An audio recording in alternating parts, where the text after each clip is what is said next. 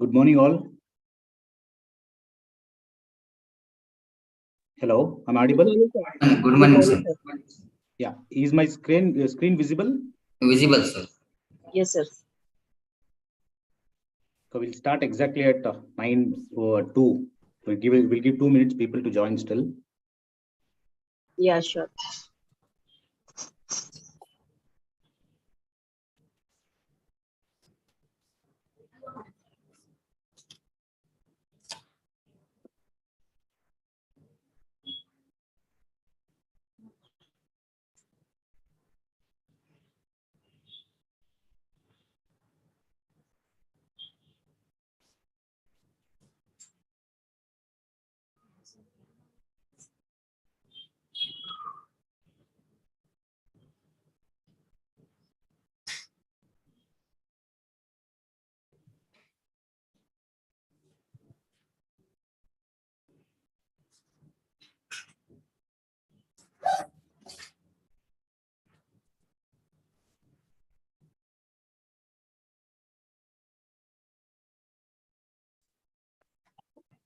Good morning and welcome everyone to the detailed analysis of Budget 2023 amendments by RVKS and Associates.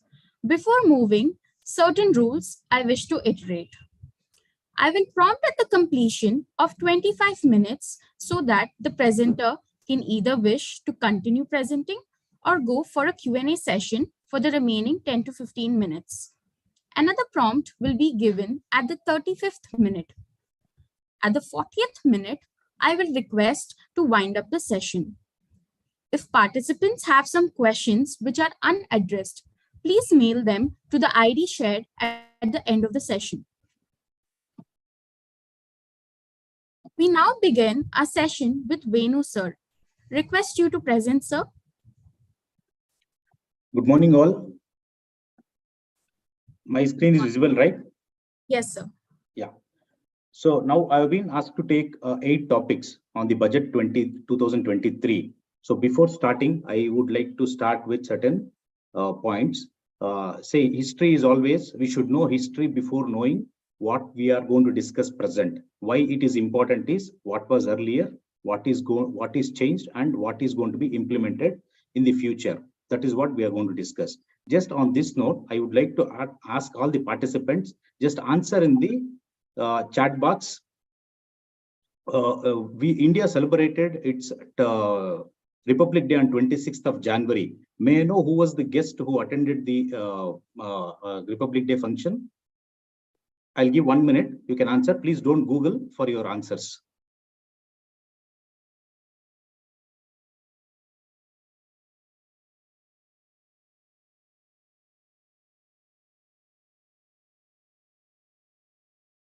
I repeat the question. Who was the guest who Egyptian president? Great, Vasu. So now we'll go further. I will ask one more question. So when was India got independence?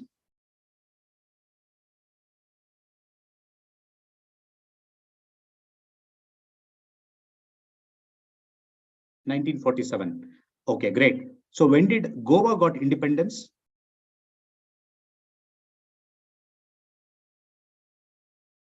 I mean Goa got independence. We all went for Goa last year, right? So 1956, no. Aditi says 1956, it's incorrect.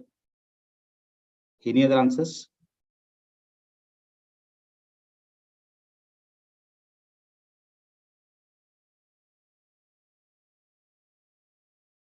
Any other answers?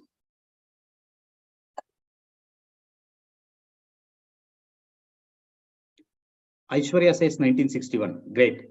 So people remember only retreat. Yes, great. 1961. So why I connected Goa, Egyptian president, and Indian independence is there's a history to it. Egypt is the country which played role in getting India annexed, Goa annexed to India in 1961 by helping India by stopping the Portuguese ports or the ships coming into Indian territory and starting the Portuguese to get the ammunitions and all. So with this history, I'll just begin my budget. Okay. So now we'll go with 8 topics that have been given to me to discuss. Okay.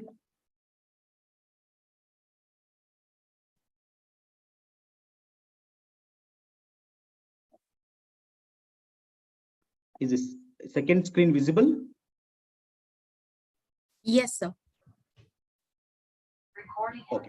So these are the 8 topics that I'm going to take you to the next 40 minutes. First, I'm going to discuss about extension of time for disposing of the pending rectification applications by interim board for settlement. Next, I'm going to discuss on introduction of authority of joint commissioner appeals. This is a new introduction that has been done, and rationalization of appeals to the appellate tribunal. That also I'm going to discuss. Then assistancy to the authorized officer during the search and seizure. Then rationalization provisions of the Prohibition of Benami Property Transaction Act 1988 is also we are going to discuss what are the amendments that have been carried out. Next, alignment of timeline provisions under section 153 of the Act we are going to discuss, and rationalization provisions of the charitable trust and institution. There are various amendments that have been carried out, and the removal of certain funds from the ATG. These are the 8 topics that we are going to discuss in the next 40 minutes. So first, starting with, there are 2 slides. Wherever I have marked in red, I request you to concentrate on that. So those are the crucial words which you have to carry forward. Which you have to remember, or which you have to, which are important for the amendments perspective. Though the objective is not to read out entire the slides or the explain each and everything. I will briefly touch upon what was there and what is the amendment. So there was an amendment into budget 2023 to section 245D. This amendment came in the 2021 budget. There was a settlement commission for the pending applications before the settlement commission. In 2021 budget, what the central government is the budget 2021 did is they removed the settlement commission and concept of settlement commission. They formed a board called interim board for settlement. Whatever the pending applications before the settlement commission were there, though all those applications were moved to interim board for settlement, and they fixed a timeline saying that this board interim IBS will settle all the pending applications as on 31st January 21 within 2 years from that date. So that 2 years was getting over on 1st February 2023. So that is why they've extended that period by making an amendment to further to such time limit shall stand extended to 30th September 2023. This is whole the amendment. They have given the 2 paras they have written. So you may ask, why, sir, instead of that, they could have written one line, 245D, these interim board settlement applications were there, they extended. But that is not the way law is written or amendments to the Act is carried out. It has to be written in a clear and very detailed manner. That's why all these things has been written. I am giving you a condensed format of what exactly has been done. Hope you're all getting what I'm not fast. Okay. So next we'll go to introduction of authority of joint commissioner appeals budget 2023. So in the budget 2023, what they did was they have introduced a new authority of joint commissioner. Why was it required? See, presently all the appeals are handled by or dealt by the Commissioner of Income Tax Appeals. And they have the powers to confirm, reduce, enhance, annul, or cancel the order of the assessment, order of penalty, whatever the appeals are there before them. The government felt that the CAT appeals have been overburdened to the huge number of appeals pending before them, and every year they carry forward that used to happen for the pending appeals. In order to reduce that burden, a new authority of appeals has been proposed to be created called Joint Commissioner of Appeals or Additional Commissioner of Appeals. So what are the appeals that are going to lie before or appealable before the Joint Commissioner of Appeals? We're going to see in the next slide. So these are the following are the appealable orders against which you can appeal, orders against which you can appeal to Joint Commissioner of Appeals or Additional Commissioner of Appeals. So first is 143(1), intimation, where you have a CPC order adjusting your refunds or decreasing your loss or raising a demand, those you can apply before the Joint Commissioner. 143.3 assessment, scrutiny assessment orders you can apply, you can appeal before the Joint Commissioners. 144 orders, that is best judgments orders, can also be appealable before the Joint Commissioners. Next, coming order of assessment or reassessment also can be under section 147. Orders passed under section 147 also reopened cases. Those also can be appealable before the JCIT or Additional Commissioner of Appeals. Next, the order passed under section and intimation section 200 capital A, that is processing of TDS statements, that whatever quarterly returns we process, if there is a short deduction or the late filing or all those things, or late deduction, those things and all, it gets processed under section 200A. Those also are appealable to Joint Commissioner Appeals.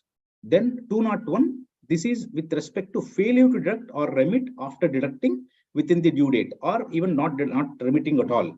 Those orders also are appealable before the JCIT. Next, there is a order of intimation section 206 capital C subclause 6A. This is dealing with TCS not collecting or not depositing after collecting the TCS collections. These are also appealable before the JCIT appeals, the newly formed authority. And order under section 206 capital C capital B subsection 1. This is similar to 200A, where TDS processing happens. This is for the TCS processing. Next, an order imposing penalty under chapter 21. So chapter 21 of the income tax deals with all the penalties. So those penalty orders also are appealable before the JCIT or additional new authority of appeals. Then any order under section 154 or 155 amending any of the orders above also can be appealed before the JCIT appeals. Next,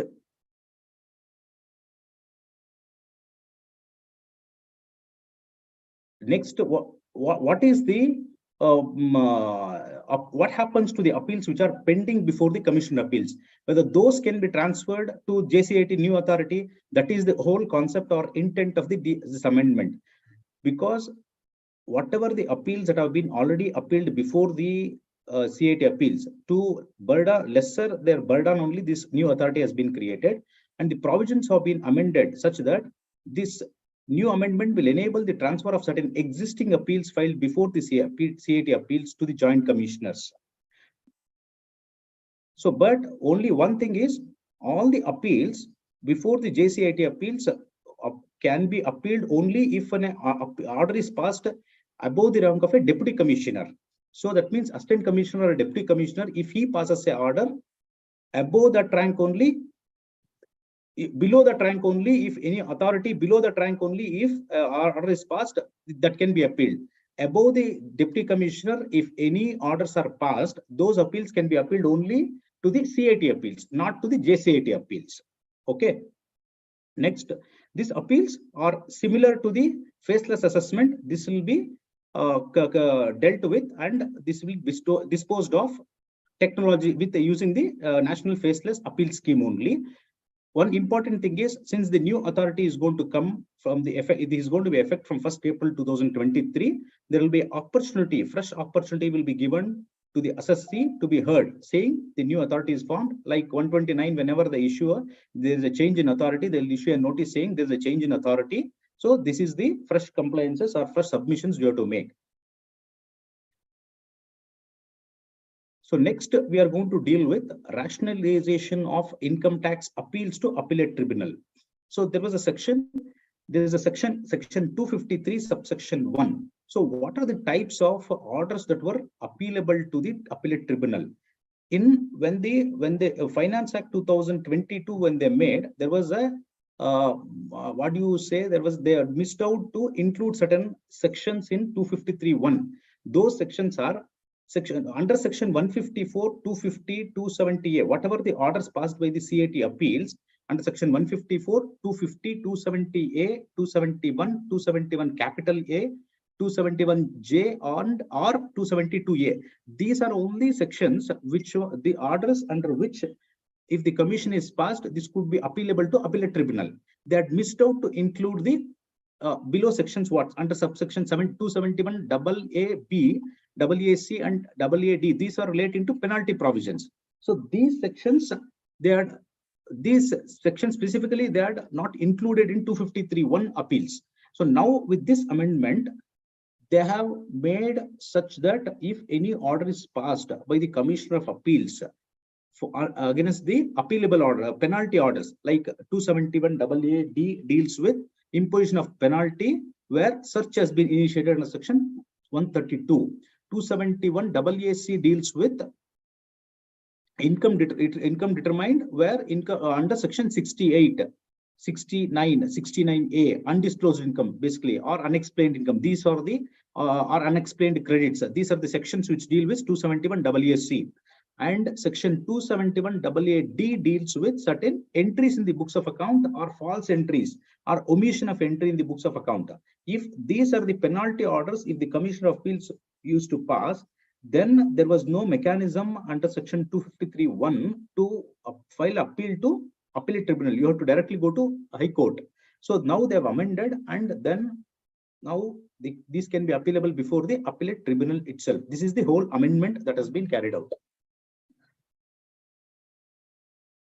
So next, this is a continuation of that. So this is where they say Finance Act 2022, Section 271 AA-B, AA-C, and AA-D were amended to enable Commissioner Appeals also to pass an order imposing penalty under the said section. However, reference to the same has not been inserted under Section 253, subsection 1 of the Act. In 2022 Act, they had missed to include this reference.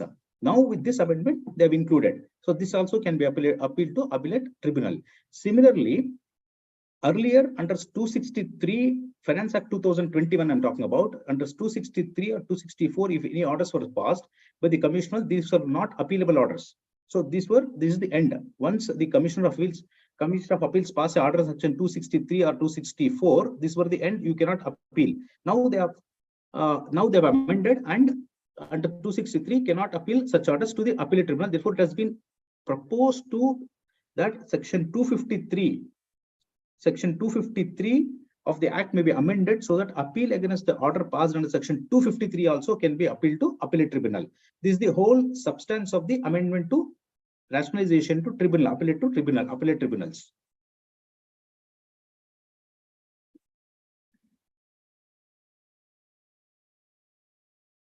Next, continuing with 253 appeals, 253 subsection 4, a memorandum of cross objections. This also is further continuing to appeal rationalization of appeals to appellate tribunal, wherein earlier there was no mechanism to file a cross objections by certain authorities. Now they have amended section 253 subsection 4, wherein it is allowed to file a memorandum cross objections. What was happening earlier was, see, I'll just read out for the more clarity. Section 253 subsection 4 of the Act allows a respondent in an appeal against an order of the Commissioner of Appeals to file a memorandum of cross objection. Respondent to file a memorandum of cross objection before the appellate tribunal. However, it is pertinent to note here that appeal can be made to the appellate tribunal against the orders of the authority other than the Commissioner of Appeals, also like Principal Commissioner or Commissioner or Principal Director. So these people also pass certain orders. Against those orders, there was no mechanism to file. Whether it is also like as a result, the respondent, whether it is a revenue or assessee, cannot file a cross objections against the appeal before the appellate tribunal by virtue of the provisions of 253 subsection 4. This creates a grievances as well as reduces the fair and equitable dispensation of judgment in such cases. Therefore, it is proposed that an amendment be made to section 253 subsection 4 to enable a filing of a memorandum of cross objections in all cases against which appeal can be made to the appellate tribunal. So sum and substance is, wherever you can file an appeal to appellate tribunal, the cross objections can be filed by both respondent as well as the defendant, whoever has filed the appeal. So example, where an assessee files an appeal to the appellate dispute resolution panel, the assessing officer would be able to file the cross objection to such appeal, which cannot be filed presently. So even the present, even the assessing officer were not in a position to file the cross objections because of the lacuna in the provisions. Now they have amended that and they have allowed, whether it is a assessing officer or a respondent or a defendant, both can be file a cross objections, memorandum of cross objections before the appellate tribunals. This is the amendment. This is going to affect from 1st April 2023. Moving further.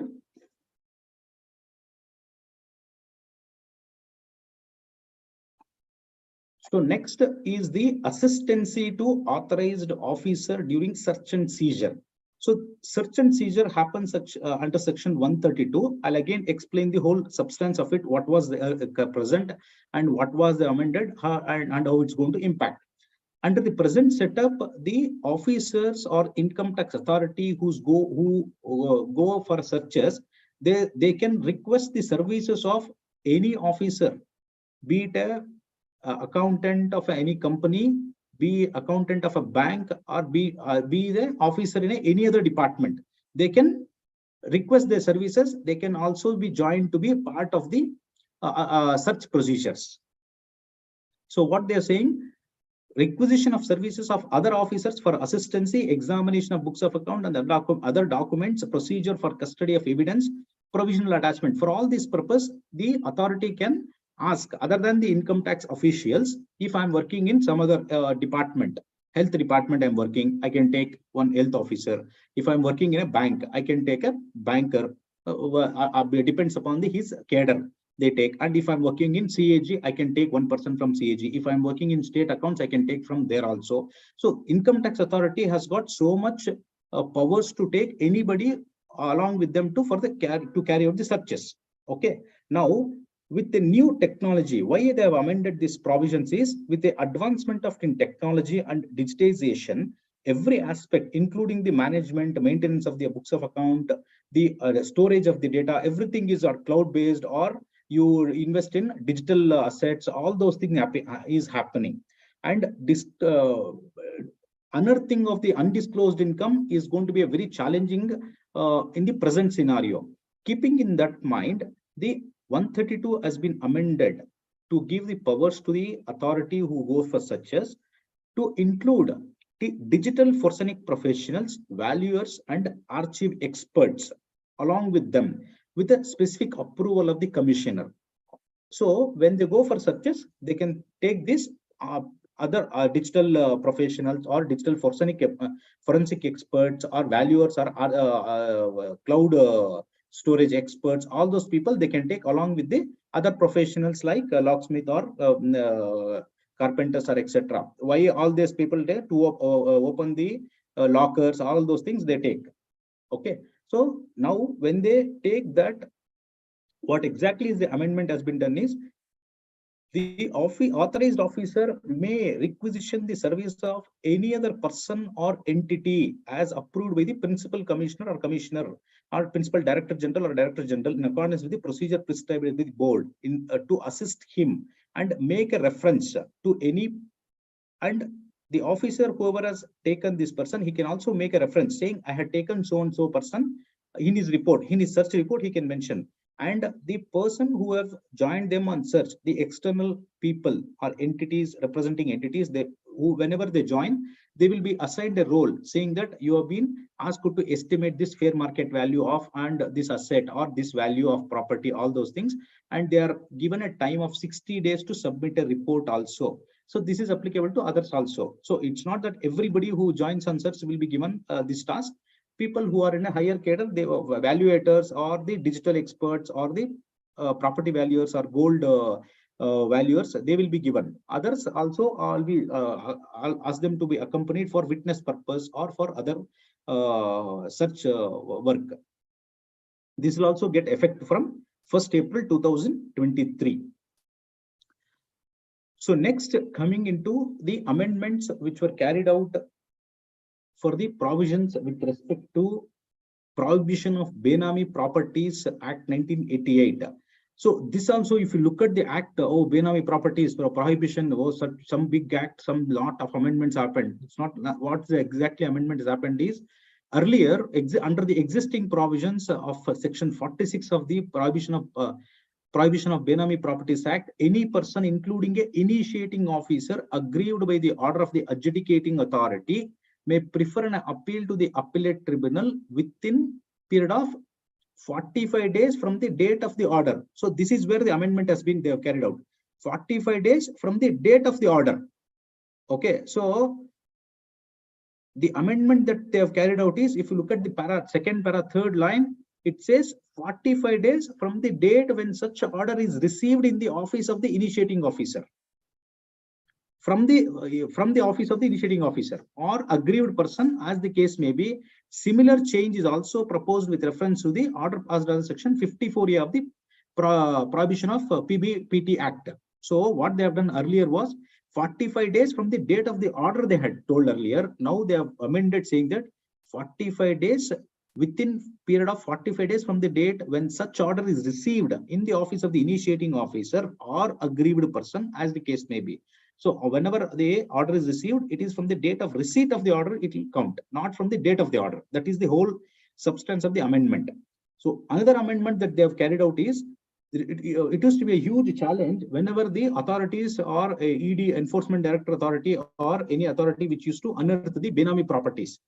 Because property is to be situated in one place and the individual who owns the property used to sit in different places. And determination of a high court jurisdiction was very challenging. The assessee used to play around saying that, no, I sit in Delhi, my property is in Bangalore. So since my residence is in Delhi, Delhi High Court is the jurisdiction. So they used to play around like this, and there was a dilemma, or there was no, the litigation used to prolong with the determination of jurisdiction itself. Forget about the main, the Benami property. Jurisdiction and determination of jurisdiction was a very challenging. With the amendment, what they have done is to enable determination of high court jurisdiction for non-resident appellants or respondents. So non-resident, even certain cases where property is to be in India, the non-resident used to sit outside India. They will say, no, I am sitting in England. You come and file the case there. They used to say. Now they have amended this. Section 2, subsection 18 of the PGBP Act has been amended to modify the High Court by inserting a proviso to state saying that if the saying that where an aggrieved party does not ordinarily reside or carry on the business or personally work for a gain in the jurisdiction of any high court, or where the government is aggrieved party and any of the respondent do not ordinarily reside or carry on the business or personal work for gain in the jurisdiction of any high court, then which shall be the high court for jurisdiction purpose?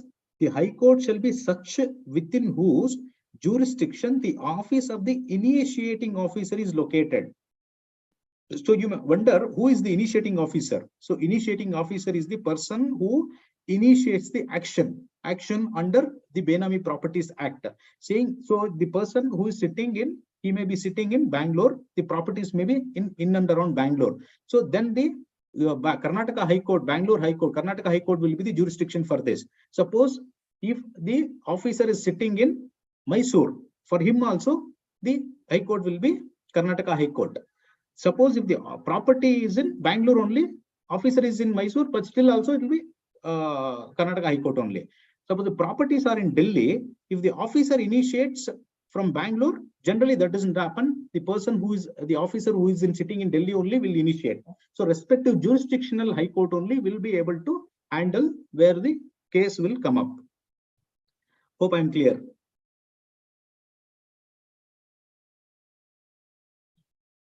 Yeah, it's 25 minutes up. I will just take another 5 minutes. Then I will, we can start with any questions. I'll just finish by that time. Okay. So now alignment of timeline provisions and section 153 of the Act. So now this also I'll briefly summarize. See, earlier under the Finance Act 2016, they brought a sea changes with respect to scrutiny assessment. Earlier they used to be a 24 months of time that they brought into 21 months from the date of the end of the assessment year. Then that was been brought down to 9 months. 9 months from the end of the assessment year in which income was first assessable. This was bought from 21 and 22 on later assessment years. There used to be a huge challenge both for the assessees as well as the income tax officers for the disposal of the scrutiny assessments or any assessment. Now, department has realized that by reducing the timeline, either they will be putting pressure on the assessing officers to dispose of the scrutiny assessments without applying their mind, or with a huge pressure on them, or even it's a pressure on the assessee also to provide the information within a such short time. So they have extended by amending this. The period of 6 months is, however, very short to complete the entire process. That's what they realized. They reduced that 9 months to 6 months also, because the notice issue date, last date for issue of notice was 30th June. So 30th June to December, it's only 6 months they used to have ideally. So now that has been 12 months, it has been restored. So instead of 9 months, it will be increased to 12 months from the end of the financial year in which such return is furnished. The why they have used the word financial year instead of assessment year is probably the to include that 139(8)(a) U-turn return that you file. That's why they have included financial year. Okay. Continuing further, similarly for 263 sections also, this period has been increased, and in case of transfer pricing amendments, this is extended by another 12 months. If you are a normal 12 months you have, in case of transfer pricing, you will have another 12 months. Similar is the case with 147 assessment also. You will have another 12 months extra with respect to 147 assessments also. So I'll just move further. So these are all the proposed adjustment only with respect to the timelines only. I will give a table also at the end of this so that it will get more easy to understand. So this is the various scrutiny assessments and the time limits that they have given. So this I will share, then you can have the timelines for the assessments. Continuing further, the 80G amendments, they have removed certain funds from the 80G list. That means whoever donates to these funds, they will not be eligible to get the 80G benefits. They will not be eligible to claim benefits of deductions. So predominantly these are Jawaharlal Nehru Memorial Fund, Indira Gandhi Memorial Trust, and Rajiv Gandhi Foundation. So these all three donations they have removed from the 80G list. But this is be applicable from assessment year 24-25. So whoever donates in 22-23, that will still be valid. So 23-24 assessment year will still be valid. For financial, this will be effective from 24-25 assessment year. That means from 1st April 2023, you cannot donate to these institutions. Further, continuing with the amendments to charitable institutions. Earlier, what used to happen? The charitable organizations play a major role in enriching our cultural heritage and cater to the various needs of the people, be it a large educational, media, or social or religious. So because of the tax exemption, what they enjoy, they used to misuse the provisions of tax 12A and 1023 exemptions, and they used to play around. What they used to play around is, there are two regimes, they call it in the as per the Finance Act. First regime and second regime. Whichever the educational institutions, they called it as 1023 institutions as first regime. Other than 1023 AC, that is 12A and 12AB, they called as a second regime. Okay. So now what these entities used to do, they used to take donations and they never used to spend, or they used to spend by donating to another trusts, their own trust or their related party trust, thereby accumulating the 15%, reducing the final spent. So this is what they are saying here. Under the existing provisions of income of the trust or institutions is exempt if they apply at least 85% of their income towards charitable or religious purpose, either by themselves or by donating to another trust or institution with similar objectives, other than by way of corpus. If you donate by corpus, it will not be eligible. Further, trust or institutions are allowed to accumulate 15% of its income each year. So it is noticed that multiple trusts or institutions are formed to accumulate 15% at each stage. So this is what they used to do. I will donate to X, X will donate to Y, Y will donate to A. So this used to happen, and ultimately the application used to come down, accumulation used to increase. To curb the above practice, it is proposed to restrict the exemption of 85% of the total amount donated to another trust or institution under both the regimes, both 1023C or 12A, 12AA and AB institutions. If you are donating 100 rupees, your exemption will be restricted to 85 rupees, 85%. That means remaining 15%, what will happen? It may has to be tax payable. So this will lead to a lot of discouraging of donation to other trust. Rather, I would say, I will not donate to either trust. I will file Form 9A or accumulation. I will spend it myself in next year. So this will curb the donation to multiple trusts.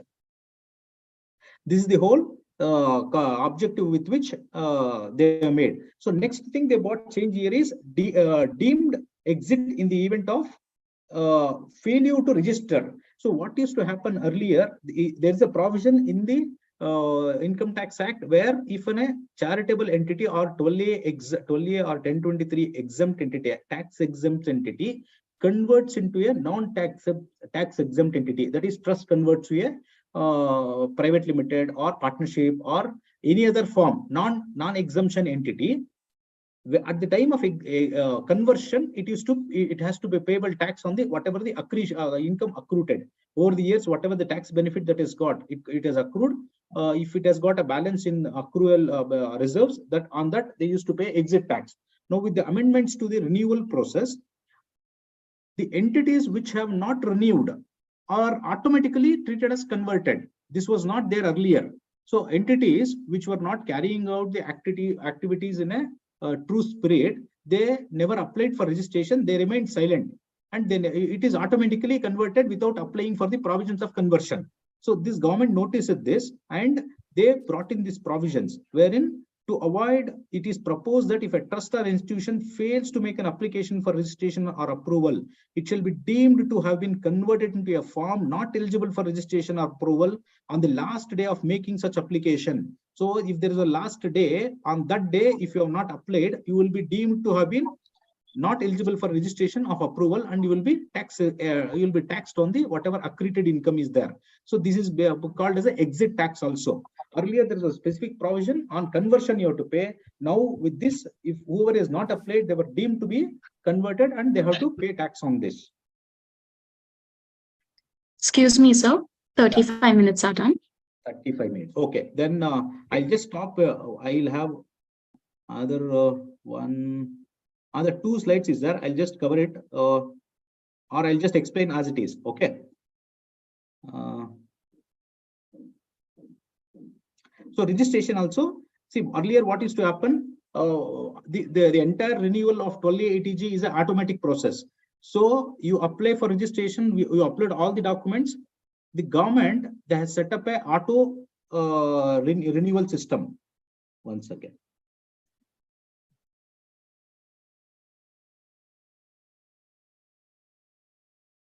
As soon as you apply to the renewal, the CPC used to process those applications and it used to give approval for either 3 years or 5 years based on the date of the registration or commencement of activities. Now, since CPC is not reviewing those documents, people used to take chance and apply for even the wrong or false information. So, but if you happen to, at a later stage, if the department comes to know that you have submitted a false information and you have taken approval, your entire registration is subject to cancellation, and you are as good as not given approval at all. They will treat you like that. And there was one more this thing wherein you are supposed to apply 1 month before the commencement of your activities for registration. So that also they have amended, and it is from the commencement of the activities they have given. So with this, I'll just close. Then if any questions are there, I'll take up.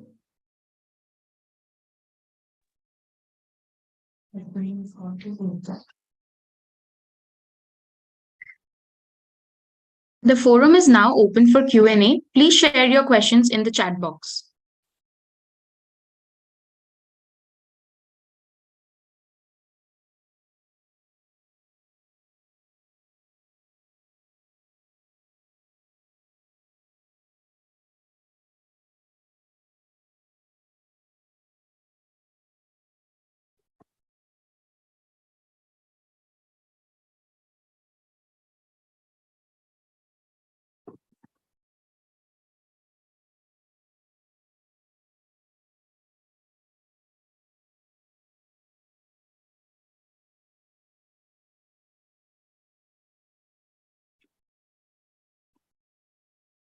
new appeals, the question from Pankaj is whether new appeals to be filed before CAT or Joint Commission appeals. So as this is effective from 1st April 2023, once we get a final prints, we will come to know. And but all the appeals, orders passed by the Deputy Commissioner and above will have to be certainly filed before CAT appeals only. Below the rank of Joint Commissioner or Deputy Commissioner, if any orders are passed, those are liable to be filed or subject to be filed before JCIT appeals. Yes, all the new appeals will, normal appeals will get filed before JCIT appeals only. If any orders passed by the authority above Deputy Commissioner, it will get before CAT appeals. Any other question?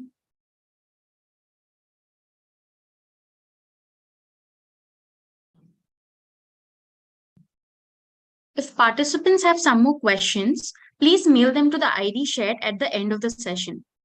Thank you for the insightful session, sir. We now move to the second session to be presented by Mohan, sir.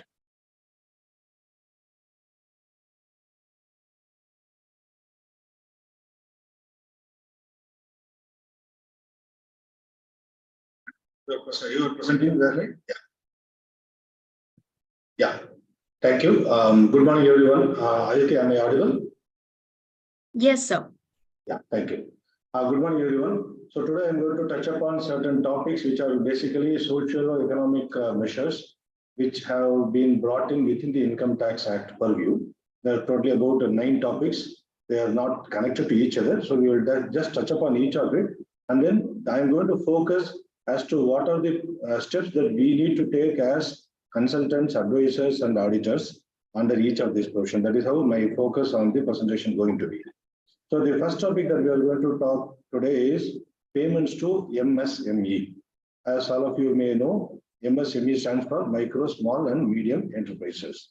Now, many business entities purchase goods and services, procure goods and services from micro, small, and medium enterprises. The government has been taking lots of steps to protect the interests of MSME enterprises. Aditi, a small clarification, I have totally 30 minutes, right? Yes, sir, 30 minutes. Thank you. So, so the government has introduced the MSMED Act 2006, that is Micro and Small Medium Enterprises Development Act 2006, which has brought in lots of steps and measures to protect the interests of MSME enterprises. Now, one of that is brought in within the Income Tax Act this year under Section 43B, which says that any payment or any procurement of goods or services will be allowed as an expenditure only on payment basis. As you may be knowing, Section 43B says some certain payments to be allowed only on, certain expenditure to be allowed only on actual payment basis. That is what the Section 43B talks about. So now they have introduced Clause H under 43B, which says that any procurement of goods or services from small and medium and micro, small and micro enterprises. So MSM stands for medium, small, and micro. What we are talking about only about small and micro. Medium is not covered under this new provision under 43B. So any procurement of goods or services from small and micro enterprises will be allowed as an expenditure only on actual payment basis. Now, the Section 43B has a proviso which says that even though the payments have not been made as at the end of the financial year, if the payments have been made before the due date for filing the regular income tax return under Section 139(1), that expenditure will still be allowed under the 43B, or rather, it will not be disallowed under 43B. But now this provision has been also amended to say that this special benefit of payment before the due date for filing return is not applicable to payments due to small and micro enterprises. Now, before we move to understand this, we need to understand certain provisions of the MSMED Act. What does MSMED Act says? It says that any procurement from these target entities, that is micro, small, and medium enterprises, the payment should be made for the procurement of goods and services within the agreed date or within the acceptance date is what the Act talks about. What is acceptance? Acceptance of the goods or services within the date of within 45 days from the date of acceptance of the goods or services, the payment should be made. What if the buyer and seller has got a different understanding? They say it is not 45 days. They mutually agreed it is 60 days. Will that benefit be given to them? The MSME Act Section 7 says if that mutual agreement cannot be more than 45 days. So if you see bullet point number 3, it says earlier of 45 days or the agreed date, whichever is earlier. That is earlier of 45 days or agreed days, whichever is earlier. Now, what if there is no agreement? If there is no agreement, then it is only 15 days. So under the MSME Act, the payment has to be made at the earliest of 15 days or 45 days or the agreed date, the earliest of these 3 dates. Now, where do you say an agreed date? Now, in a typical procurement arrangement of purchase of goods or services, there will not be any agreement. There will be only purchase order, or there may be an engagement letter, or there may be a consultancy arrangement, consultancy agreement. So these agreements will have to say what is the payment terms. If the agreements do not say, if the purchase order does not specify what is the due date by which the payments has to be made, then it will become 15 days. So it is very critical for us as auditors to review the purchase orders or the agreements to see what is the due date of payment. Based on that only, the provisions of MSME Act will apply.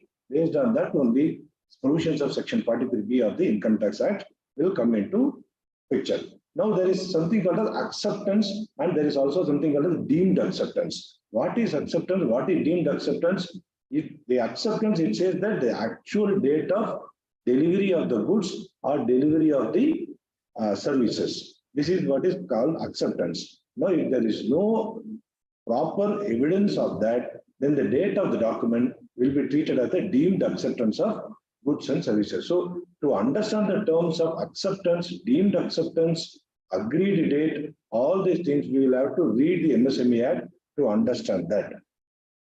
Now, there can also be a situation where there may be an objection in the sense that the supplier has supplied the goods, but there is a rejection or there is a quality rejection. In the inspection, the department has not accepted the goods, in which case, then there is a provision of the MSME Act saying that that objection can be removed. And once that, till the date of removal of the objection, the due date of 15 days, 45 days as the case may be, will not kick in. But the moment that objection is removed, the date of clearance of that objection will become the date of due date for payment of the supplies of goods or services. So this way, a person cannot keep on postponing it, saying that I will raise an objection, make it to another 60 days, and then again get another 15 days or 45 days as the case may be. People cannot play around like that. So even if there is an objection, only till the time the objection is removed. So for us, it is important as auditors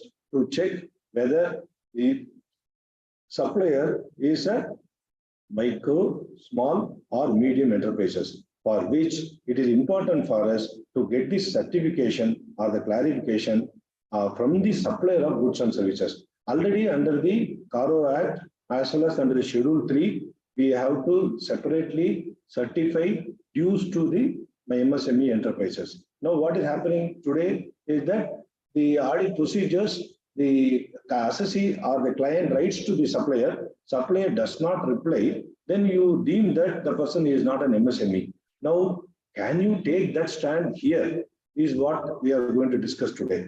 Because in the first place, it is important for us to get the copy of the certificate. Now, copy of the certificate, again, it is advisable to get at the end of the year, because 43B talks about the dues payable as at the balance sheet date.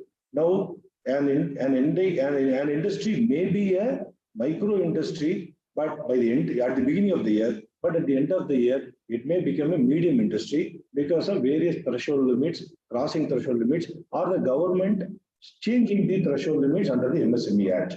So once that happens, it is always possible for the organization to get promoted or demoted from micro to small to medium and vice versa. So it is important, it will be useful to get the certificate toward the end of the year rather than getting at the beginning of the year. So our audit procedure, we will have to conduct only for the amount outstanding at the end of the year. We don't have to carry out this audit for all the payment that are due and paid right through the year.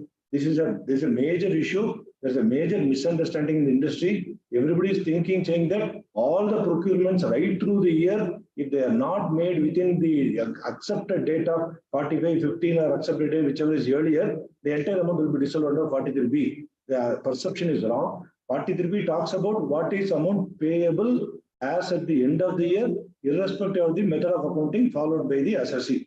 So we need to conduct audit procedure only at the end of the year for the outstanding amount. And for this, it is important for us to understand the terms and conditions which are there in the purchase order. Now the question is what to do if the auditee fails to produce this certificate from the supplier. It is easy for the assessee or the client or the auditee to tell us saying that I have written to the supplier has not replied to me, so you cannot disallow this under section 43B. What is our role as tax auditors is what is very important here to see. Now, if you look at the background of the tax audit provisions under section 44AB, which was introduced 30-40 years back, the intention of tax audit is to assist the assessing officer to conduct the assessment in a proper manner as prescribed under the Act. So you have something called as self-assessment by the assessee, you have something called as assessment by the department. We are coming in between as auditors to help the assessor officer to complete the assessment as per law. So it is our duty to check and certify as if we are the assessing officer. So what if the assessing officer, what if you are the assessing officer, you will do? If you are asking the client assessee to produce the certificate and the assessee fails to produce, you will simply saying that you have failed to prove that the supplier is a MSME or not. Accordingly, I will treat it as an MSME and I will add it and I will disallow it under 43B. The same stand only should be taken by us as tax auditors if the assessee fails to produce the evidence for all the outstanding as on 31st March, irrespective of even if they have purchased from a multinational company, don't worry about that. Audit procedure has to be done. We should have audit document with us saying that every outstanding as on 31st March carries or has a certificate, whether MSME or not. If it is not there, you just simply disallow it under 43B. Let them go and fight it out before the assessing officer. And this is going to be effective, as I mentioned, from the assessment year 24-25, that is financial year 23-24. So it is important for you to educate the client during the currency of the financial year 23-24 itself, so that you don't get into any kind of communication or any kind of communication problem or any kind of misunderstanding with the client. So this is going to be a big burden or big duty for us as tax auditors to conduct this procedure when we conduct the tax audit. Moving to the next provision, this is regarding Agnipath scheme.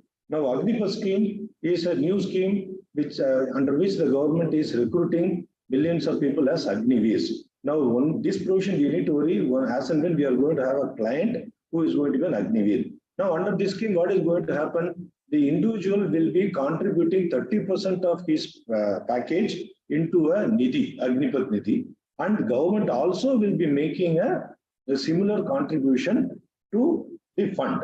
So this 30% contribution by the Agniveer and 30% contribution by the government will accrue interest year on year, and after the Agnipath scheme is over, the person can just withdraw that NITI, and at that time, that income is going to be exempted under section 1012C. Now, the 1012C, what we are talking about is withdrawal at the end of the Agnipath scheme. But during the currency of the scheme, I think it's about 4 years or something, during the currency of the scheme, the salary that is earned by the person, the Agniveer, will be gross salary, and even the contribution, matching contribution by the government also will be added as salary under section 17(1). But the contribution made by the government as well as the contribution made by the Agniveer will be eligible for deduction under section 80CCH. So This is all done only to ensure that your gross income goes above the limit. That is the reason this government contribution also is added as a salary under 17(1). So the salary has to be grossed up, including the government contribution, and the deduction under 80 CCH will have to be availed. And then at the time of withdrawal, the entire amount will be exempted under section 10(12)(c). Now the question is, what happens to the interest that is accrued during the currency of the scheme? Because the scheme, Agnipath scheme talks about amount paid or amount deposited into the scheme. It is not talking about amount which is accrued into the scheme. As I could see it, it is still open issue within the provisions of the Act. It is not very clearly stating whether that will be exempt under 80 CCH because it is not going to be a salary. And this is not equal to your provident fund. You can't do that because your interest is not going to be talked about in Form 16 if at all it is issued. And whether it will be eligible for 80 CCH, it's an open point. We will have to wait for clarification. Moving on. This we will have to look into it only if we have certain clients who are sugar cooperatives. Sugar cooperatives always purchase sugar cane from the sugarcane farmers, and there is something called a support minimum price. Different states there are different prices, different terminology which are used for that. So the support minimum price are the price at which they purchase, maximum price at which they purchase the sugarcane is procured from the farmers by the cooperative societies. And at the end of the year, because these are all cooperative societies, the actual cost of managing the cooperative society is calculated, and then an additional payment used to be made as final price. Now, government has been disallowing this additional price because it is above the SMP, and there are lots of disputes. And then Section 36(1) was amended to provide the deduction, saying that even if the amount is given more, it will be exempted. But there are lots of disputes and demands which are still pending, which have to be rectified, for which they have now amended Section 154, empowering the jurisdictional assessing officers to do the rectification and permit this or allow this expenditure under Section 36(1). So this new provision 154 comes into the picture from 1/4/23, and the time allowed is 4 years from 1/4/2023, not 4 years from the assessment year. 4 years from 1/4/23, 154 rectification can be done by the jurisdictional assessing officer. There are few conditions which are mentioned there. Those conditions will have to be followed and by the cooperative societies. Then all the pending demands and disputes will be, they don't have to go to appeal, they will be resolved. Moving on, cash withdrawals and TDS on cash withdrawal under Section 194(n). Now, as you know, if you withdraw cash in excess of 2 crores, 1 crore, there is a 2% TDS, which is there for many of the cities, except when banks and cooperative banks withdraw cash. Now, except when banks and cooperative banks withdraw them. Now, they have amended Section 194(n), where they say the TDS of 2% if it is withdrawn by a cooperative society. Cooperative society is different from a cooperative bank. Cooperative bank also will be a cooperative registered with a cooperative, but also registered with RBI to carry on banking business. A cooperative society is a non-banking cooperative society. If a cooperative, let us say there is a cooperative society for procurement of maize and selling it. Now, this is a non-banking cooperative society. They can withdraw up to 3 crores. So up to 3 crores, there will not be any TDS. Above 3 crores, it will be 2% TDS. So it will basically benefit the consumer and farmer cooperatives who have to pay the members in cash. That is the purpose why this is there. However, with the digital money, I don't know why this is required, because digital money is there. Without the internet connect, it can be carried out anywhere. But still, government has come with this benefit, with this reduction relief. Please move the slide, please. So government has still come with this benefit to do that. However, it is very important that this cooperative society also will have to file an income tax return regularly, because you are, as of now, 184(n) says if you are not filed the return for last 3 years, it is only up to 20 lakhs. Beyond that, 2% TDS will come. So even if the cooperative society has not filed return, this will be the provision: 0 to 20 lakhs, no TDS; 20 lakhs to 1 crore, 2%; above 1 crore, 5% TDS, even for the cooperative society. So the benefit for the cooperative society up to 3 crores is only if they file their return regularly. Moving on. We know about the provisions of penalties under section 269 SS and 269T. 269 SS for acceptance of deposits and loans. 269T is for return of deposits and loans. Now 269 SS permits banking companies to accept. 269T does not permit even banking companies to return. Now banking cooperative banks are allowed, but there are two other categories which are now brought in: PACS, Primary Agricultural Cooperative Society, and PCARD, Primary Cooperative Agriculture and Rural Development Bank. Now these were not given the benefit of that reduced or no penalty for 269 SS and T. They have now brought them also on par with them with effect from 1/4/2023, and the limit for them, however, they have not made them completely on par with the bank. They said up to 2 lakhs you can do, that is up to 1,99,999. Beyond 2 lakhs, even if the PACS and PCARD do this transaction, they will have to pay the penalty under 216 SS and 269 T. I'm not sure how many of us have got clients from this category, so this may not be very critical, but very relevant to us. However, let us keep this in mind. Moving on, we will, in each of our cities, we have city development boards like Chennai Metropolitan Development Authority, Bangalore Development Authority, and the MMRDA, Mumbai, Hyderabad, and Vijayawada. So all these development authorities are not corporates; they are not public sector units. Now these are all either called as trust or bodies and development body or authority. Now there have been lots of disputes whether they are eligible for Section 11 exemption or Section 1023 exemption. There have been lots of disputes.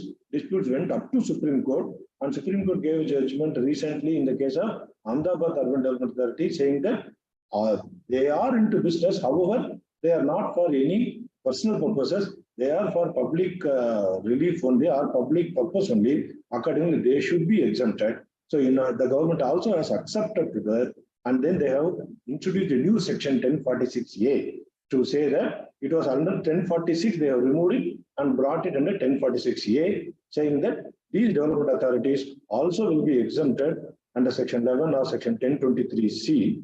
Accordingly, they will be exempted from income tax, but the condition is they should be trust or bodies or authorities. They should not be public sector units with share capital. Only then that they can be exempted. So as I told you, 1046A is by spinning off from 1046.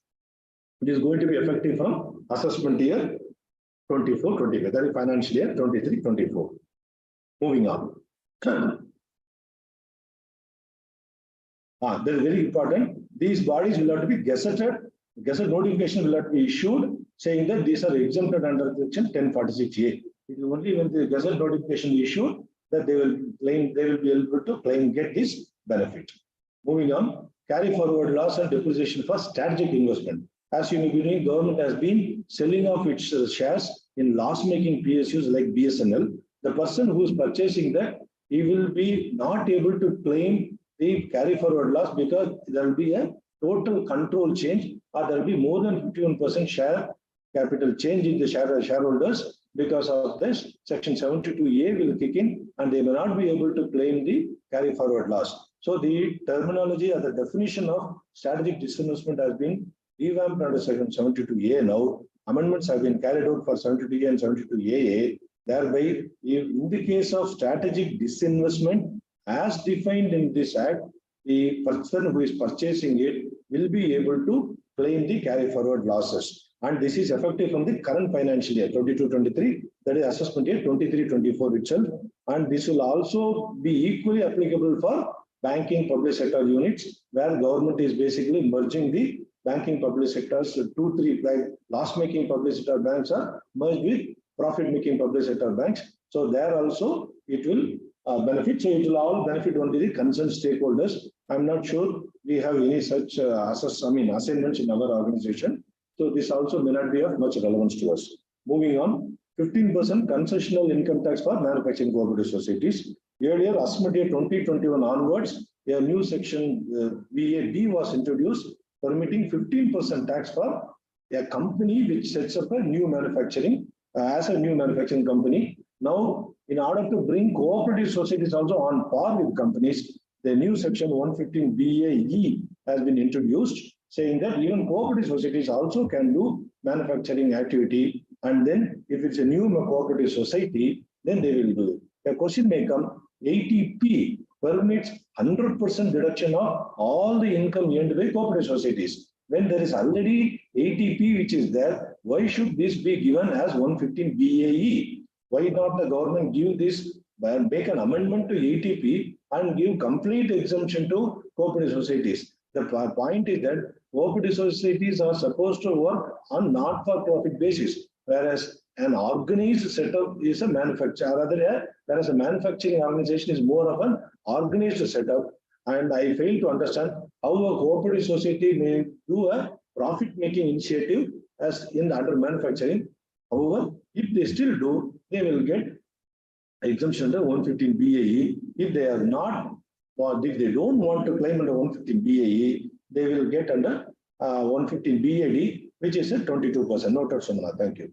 So if they are not claiming this 15%, they will pay tax at 22%, and this is effective from 1/4/2023, and they have to start the manufacturing activity before 30/3/24. You wait for the next budget, which comes in probably September, October 24. They will extend this due date further to permit them for at least another 1 more year. So once this similar to 115 BAB, 115 BAE also, once as associate cooperative society opt for this scheme, lifelong they cannot opt out of it. There are not hundreds, there are tons of series of conditions which are specified 115 BAB. Those conditions are carried forward and used in 115 BAE also. Those conditions will have to be followed.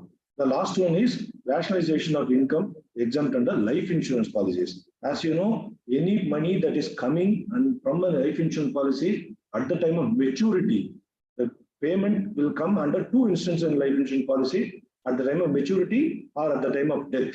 Irrespective of that, any income that is received was exempt under 1010D, subject to condition that the premium is not more than 10% of the sum assured.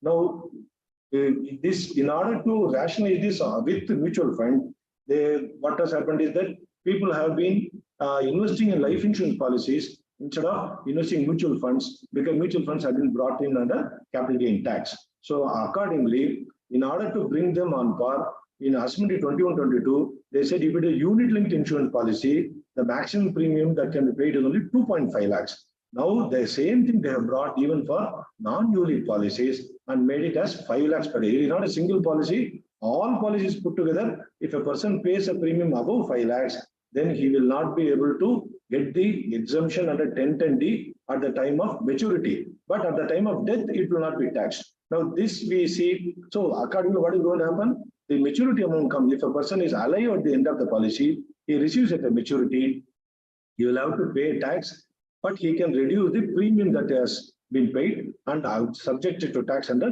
income from other sources. And similarly, earlier there was a scheme called National Savings Scheme. If they have claimed 80 CCC, then the entire amount will be taxed. If they are not claimed 80 CCC, the investment can be reduced. Only the return balance will be, accretion will be taxed. The same principle they are bringing for LIC policy, the life insurance policies also. It's very sad that this will not be treated as security. So this will now be below your mutual fund. So this is going to be applicable for all the policies issued after 1/4/23. So we can see lots of policies being sold in the month of February and March before the new section comes into picture. And when we advise a client on investment, then it is important for us now. Can you please have the next slide, please? Next bullet point. So it is important for us to look into the comparison of post-tax return among all the options of investment, and then decide whether to go for life insurance policy or mutual fund or any other investments. With this, I'm through with my presentation. Any questions, please?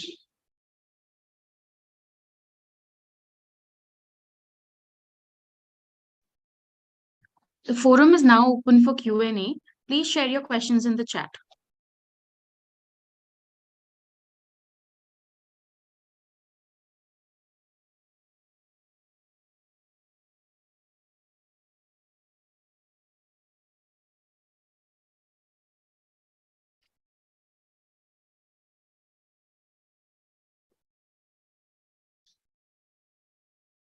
Yeah, thank you. If there are no questions, I think you can start the next session in order to give another extra minute to the next speaker.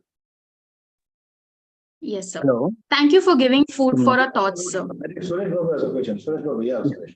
Sir, this 1010D exemption, now what is there in the existing current year law? Is it applicable for only new policies, or if you have the existing policies also will applicable from future next year? Any policy issued up to 31/3/23 will be exempt under 1010D, whichever year it may choose. Okay. Any new policies issued on or after 1st April 23 only, that limitation on the value will come into picture. Correct. Clear, sir. Thanks. Further questions can be posted to us offline. Thank you for giving food for our thoughts, sir. I now request PANKAJ sir to make the presentation. Right. Good morning, Aditi. Good morning, everyone. Am I audible, Aditi, first? Yes, sir. Wonderful. Right. So good morning, everyone. We are here, and I'm sure that this was the most awaited session of today's morning, because we have been listening about so much of direct tax and with very few discussion on indirect tax, which is happening. So I'm sure this will be a very insightful session for all of you, which will be done, especially when I get additional 10 minutes to talk about. I would just love it to extend it and then give more and more examples of it, right? So we'll quickly start with respect to the changes in the indirect tax, which is predominantly on the GST front, which is that. Before I get into the discussion, let me quickly run through what has happened in the last 5 years of GST, because in order to understand the next 10 slides, it is important that you have a background of it. A lot of you would have joined articleship or would have taken employment in the last 1 or 2 years, where you would not have much of knowledge about the implementation of the GST, which is there. So under GST, as you are all aware, India being a federal system, which we have a central GST authority and a state GST authority. The central GST authority was the erstwhile central excise and service tax authorities. The state GST authorities were nothing but the VAT authorities. So for implementing GST in India, there were reservations with multiple states which were there for coming in and being part of the GST. That's when the government came up with an offer wherein they said that whatever your shortfall of taxes are there, we will compensate you those taxes which is there, and the decision making will be in consultation with you in order to implement that. They formed a council called as GST Council. So GST Council is nothing but representatives of center and representatives of state coming together and who work towards in terms of changes and implementations and proposals and recommendations. All of these things that are coming into the indirect tax purview of GST front is being looked into by the GST Council, which is there. Happily, every state agreed to it without even thinking of that the complete power of taxation on indirect tax front is being taken away from them. So today, as it stands, center has no power on indirect tax on GST, as well as the state doesn't have any power on the policy making, as well as on the policy making, as well as on the on rate changes or any of the provisions which is there under the GST. So effectively, one thing which I would want to clarify at this juncture to all of you is please understand that not in this budget, going forward in any budget, you will not find any recommendations that are coming in through the finance bill or the finance act or the budget that is coming in. Please understand, because the finance budget which has been brought in through a finance bill is done by the central government, which then goes to the parliament and gets for approval. Under GST, center do not have the exclusive power to bring in changes, and neither the state has the exclusive power. So now you have the state budget coming in. Karnataka state budget is expected to be on 17th of February. So even under the state budget, you don't expect anything exclusively on the state, on the GST in the state budget, although there may be certain amnesty schemes which was there. So Rajasthan government had their budget announced 2 days back, and there they have brought in a lot of amnesty schemes with respect to the erstwhile VAT regime, as well as in terms of waiver of late fees only with respect to the SGST component. So even there, if you see, the state has the power to only waive off their component, but they do not have any power on the central component, which is there. So this is one thing which I wanted to bring it to your notice, saying that although this may be a very exciting session for all of you, but please make sure that there's nothing there in place for you, anything new for you to come in, because the budget doesn't have any GST changes, which is there, which is something which is new that is coming in. Then what is the point of discussing and spending time on the GST? So what happens is GST Council, again, it's a constitutional authority which has been created. Whatever the GST Council does is it only recommends proposals to the government for changes. So whatever that recommendation comes, so if you are aware, there are basically 3 acts what we are talking about. One, we have something called as a Central GST Act. Second one is what we call as a State GST Act. That State GST Act can be a Karnataka State GST Act. We have our Hyderabad partner Suresh Babu, so we may have a Telangana GST Act. We have an Andhra Pradesh GST Act. And then every state has its own respective GST Act, which is there. And then we have something called as an IGST Act, which is there. Right. So any recommendation that is coming from the GST Council, one, it has to be passed, it has to be implemented both at the central level as the state level. Aditi, you can come to the first slide itself. I've not yet started. So the first one, with respect to the proposals that is coming in, the Central GST Authority will issue its own notification, right? And as well as the state GST authorities will issue its own notification, which is there. Now, what happens is wherever there are amendments which are there, right? So again, just to give you some background of it, what is the difference between an act and the rule? Any changes has to be done in the provision. Only the legislature, only the parliament has the power. That's the reason that we have a act, either it's an income tax or act or the GST Act, which is that. But anything to do with on the policy making, implementation rules, or the functioning of the act, we have the rules in place.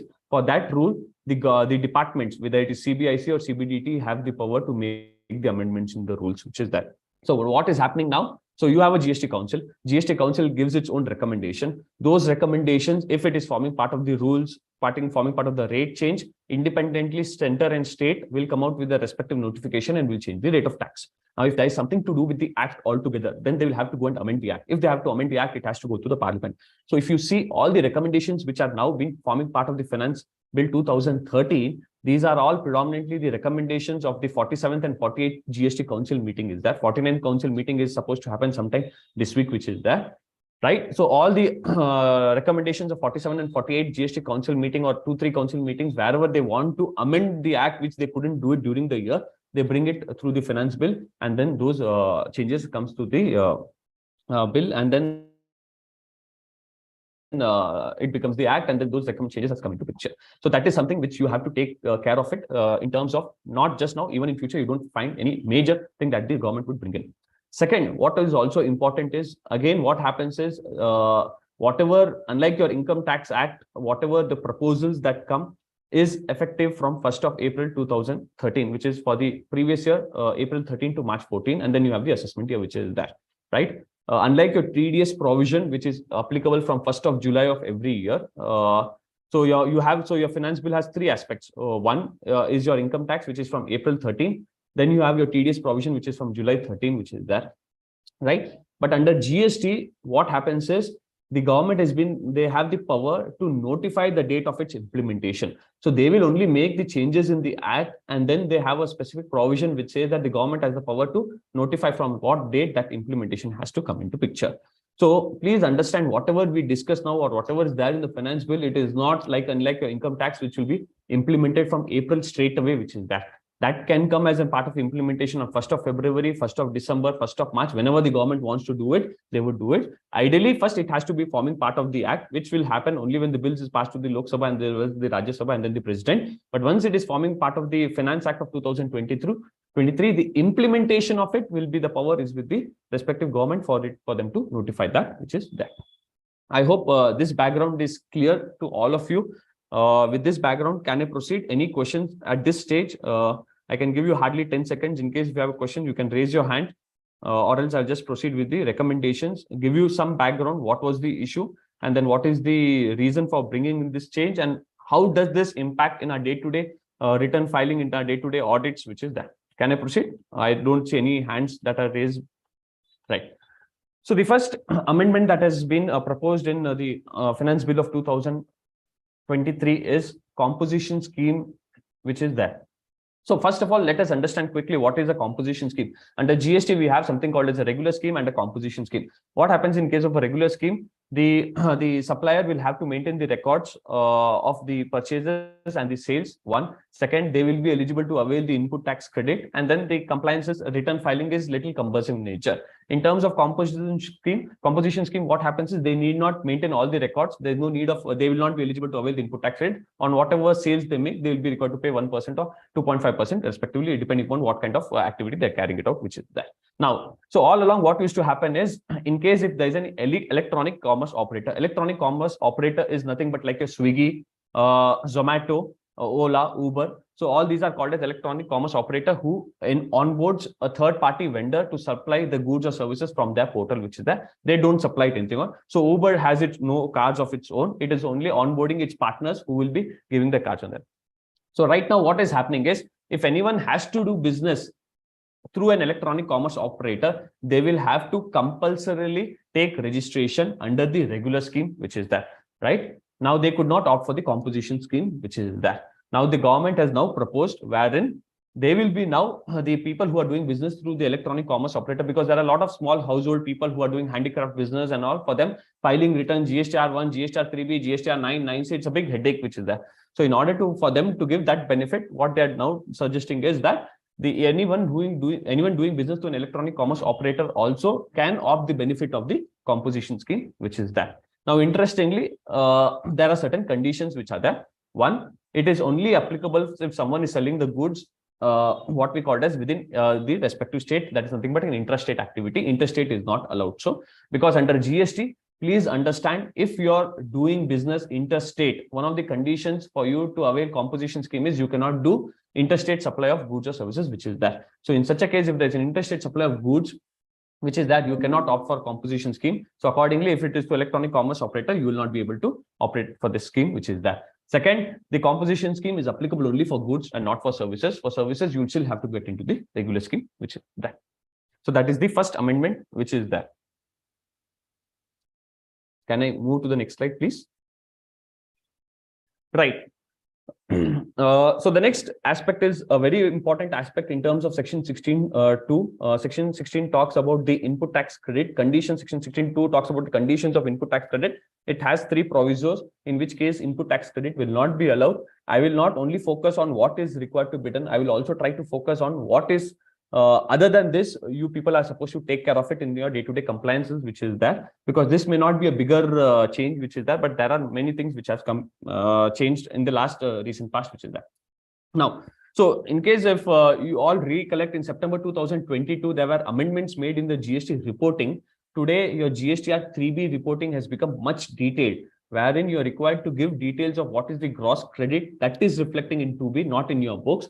Out of that, what is reflecting in your 2B, how much you want to avail it in this much, how much you want to postpone it to the next month. Similarly, in the next month, you will avail what is there in the current month as well as what was there in the earlier month. Prior to September 2022, no such reporting was required. You are only required to disclose what is the credit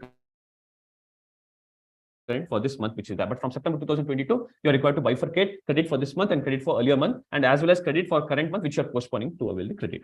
Now, one of the points there is, in case if you're not making the payment to the supplier within 180 days, what used to happen is you're supposed to now disclose it separately under your GSTR 3B, saying that on account of not payment of payment to vendors within 180 days, you are not eligible to avail the input tax credit. So you are reversing this credit. So this item is coming separate disclosure, which is there in your GSTR 3B. This is there as on date. Now, in 2017, when the GST law was implemented, we had 3 returns. There is something called as GSTR1, GSTR2, and GSTR3, which is that. So what is my GSTR1? Today, whatever you're filing your GSTR1, which is your outward supply sales detail, is also forming part of your GSTR1. What was my GSTR2? My GSTR2 was my purchase returns. So whatever vendors uploaded, what we are able to see it in a 2A, 2B today, earlier that used to come in my GSTR 2A, and then I had to individually select whether this is pertaining to me or not pertaining to me, and then that credit goes and sits into my input tax credit, whichever I select, and whichever I reject doesn't come part of my input tax credit, and my GSTR 3 comes into picture, which is an auto-populated number from GSTR 1 and GSTR 2, which is effectively today is your 3B, which is that. So there, what used to happen is, in case if the payments were not made to the supplier within 180 days, those input tax credit were actually going and sitting in my output tax liability, because the section 16(2) proviso, second proviso, was framed in such a manner that it will be added to the output tax liability accordingly. it used to go and sit in my GSTR2. Unfortunately, GSTR2 was brought in only for July 17. After that, the whole system got redundant and never GSTR2 and GSTR3 came into picture. Although the second provision to 16.2 made a reference saying that the output, the ITC, which is ineligible on account of non-payment to vendors within 180 days will get added to my output tax liability. In order to remove that, because anyways it is not applicable, and the new mechanism for filing of the GST return under Rule 37 has been notified now, which is that accordingly to remove that, Section 16.2 now has been amended, wherein the word output tax liability has been removed from second provision, which is that. Can we move on to the next slide? Right. So this is again another interesting provision which has come into picture. So unlike your 16.2, where it says that if you don't make the payment to vendor within 180 days, what payment? It is the value of the supply you're supposed to make the payment to the vendor within 180 days. You can so the third proviso says that whenever you make the payment to the vendor, you will be able to reclaim the credit. So in case if I'm not able to make the payment to the vendor within 180 days, I will always be able to reclaim the credit after 180 days whenever I make the payment, which is that, right? So that is coming as part of my third proviso to Section 16.2, which is that. Now, interestingly, what has happened is now they have brought in an amendment wherein they say that the payment to the vendor, to the supplier has to be made within 180 days. Earlier, they did not use the word to the supplier, payment made to the supplier. They just said payment should have been made after. If the payment is made after 180 days, you can avail the input tax credit. But now they have gone back and they have amended saying that now payment has to be made only to the supplier. Now this provision, although it was never intended that it create a problem, and it was only from a reporting perspective that they intended to do it, but this will create a big issues, because today what happens is a lot of companies are into liquidations or wherever there are disputes which are there. And when there is a third party like banks who are coming and then who are doing the recoveries, in case if you did not make the supplier payment within 180 days, and after 180 days, now you want to make the payment to the supplier, but that payment cannot be made to the supplier because bank has come and now bank wants to take that money. In case if you want to avail that credit, you cannot avail the credit because the payment is not made to the supplier, the payment is made to the bank. So this is the challenge that has come in because of this amendment. So we'll have to wait for further clarification on this aspect, which is that. So that is the third change, which is there under the GST, right? Now, next one is ITC restricted in case of supply of warehouse goods, which is that. Now, under the Customs Act, India as a country is being defined, right? Now, the GST Act is applicable to the whole of nation, including to the state of Jammu and Kashmir. So there are three different types of transaction, which I would like to highlight you just for your educational purpose. One transaction we called as something called as an high seas sales. What is a high seas sale? High seas sale is nothing but you, for example, you want to order an iPhone directly from the US company, manufacturer Apple. So when you buy that iPhone from them, so when he will ship the goods to you saying that PANKAJ in India wants to buy an iPhone, so he will supply it from there. Now, during the transit, when the goods are in transit, before even the goods enter into the territory of India, you have an option to sell it to, for example, I can sell it to, give it to my friend Sumana. So I can tell Sumana saying that this iPhone I wanted to buy, but I'm not in need of it, rather you buy it. So I can sell that goods to Sumana through an agreement, which is that, and Sumana will hold that invoice and the agreement. She can directly go to the customs place and then she can import the goods, and the bill of entry will be in her name. Although the vendor invoice is in my name, bill of entry is in her name. So in high sea sales, what is very, very important is, and please note this, most of our clients, we are doing the audit high sea sales transactions are there. So this is important from an audit perspective also, which is that. So in high sea sales, what you're supposed to check is in whose name the bill of entry is there. The person who is billing it, the person who is purchased it, in his name, bill of entry should not be there. As the person, so it will be someone else's name, which is that. Now that is something called as a high sea sale, which is that. Similarly, there is also a sale called as sale from a territory outside India to a territory outside India. So in case of high sea sale, what's happening? Sumana is sitting in Bangalore and she is buying the phone from me. Now there is a possibility that the same iPhone I buy it from the US, wherein I don't allow it to get imported into India. I rather ask my friend who is there in Canada and say that this phone, I wanted to buy it. Now I've ordered it. What I can do is I can directly ship this to your place in Canada, which is that. So this is what we called as movement of goods from one non-taxable territory to another non-taxable territory. Please understand, in the first scenario, goods have come into India, bill of entry is there in India. In second scenario, bill of entry is not happening in India, which is that. Now, third type of goods is sale of warehouse goods, which is that. What is warehouse goods? You purchase the goods, right? You purchase the goods and then the goods entered into India. It has not gone for, the bill of entry is not yet generated. These goods are still into the custom bonded warehouse and then before even the goods go for clearance, which is there, right? From the custom bonded warehouse, you sell that goods to some other party, which is there. Please understand, in all the three transactions, the sale has never happened into the territory of India because the goods have never, the bill of entry is not passed. Bill of entry has not been entered for home consumption. The sale has happened prior to the bill of entry date, which is there, right? So in all these three cases, there were a lot of issues, whether it is taxable, not taxable, or what has to be done on the input tax credit front, which may be there. So now the government in the last council meeting, they came and then they have clarified that scenario 1, which is high sea sale, scenario 2, which is movement of the goods from one non-taxable territory to another non-taxable territory. These two sales will be still treated as non-GST supplies and the recipient will be eligible to avail full input tax credit. However, in the third scenario, which is nothing but supply of warehouse goods, which is there, because the goods have entered into territory of India, but bill of entry has not happened. So in such a case, still it will be a non-GST supply. However, but you will not be, the supplier will not be eligible to avail the input tax credit, which is there, right? So for our clients, most of the clients, there are a lot of high sea sales which are there. In such a case, the challenge earlier was because you're not charging tax, whether you want to reverse the input tax credit, the government has clarified that. They have brought in a retrospective amendment and then they have said that no need of reversing the ITC. However, in case if there is something called as a warehouse goods, which is there, in such a case, you will have to reverse the proportionate ITC, which is there. Next. Right.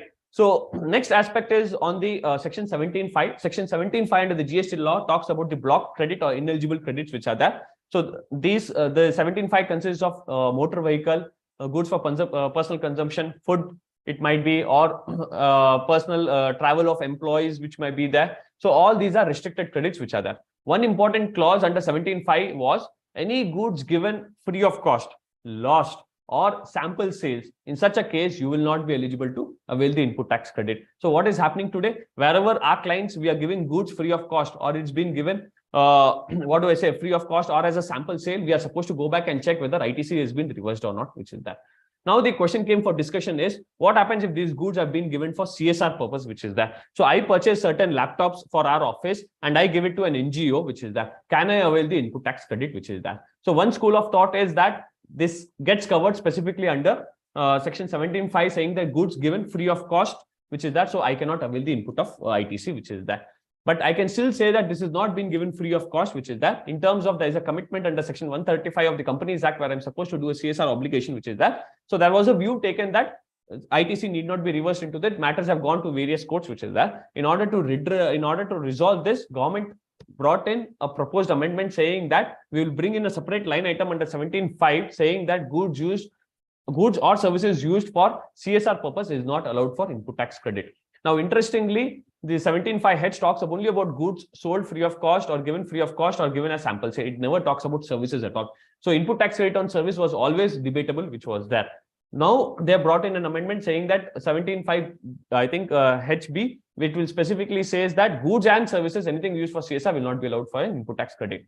Now, when they brought this in, what has happened? Everyone has woken up and then they said, because it is not from a retrospective nature, it will be from prospective in nature itself. So in such a case, whatever input tax credit I've availed earlier, I should be eligible to it because there was no specific exclusion in the law. The exclusion has come only from the notified date, which is that. So since such time, including for financial year 22-23, I will be eligible to avail the input tax credit, which government never realized that this position can be taken.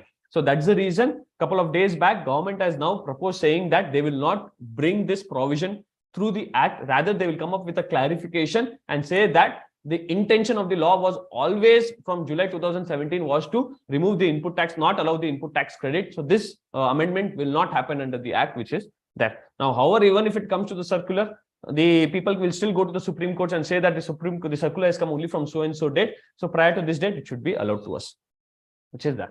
Moving on to the next slide, please. Right.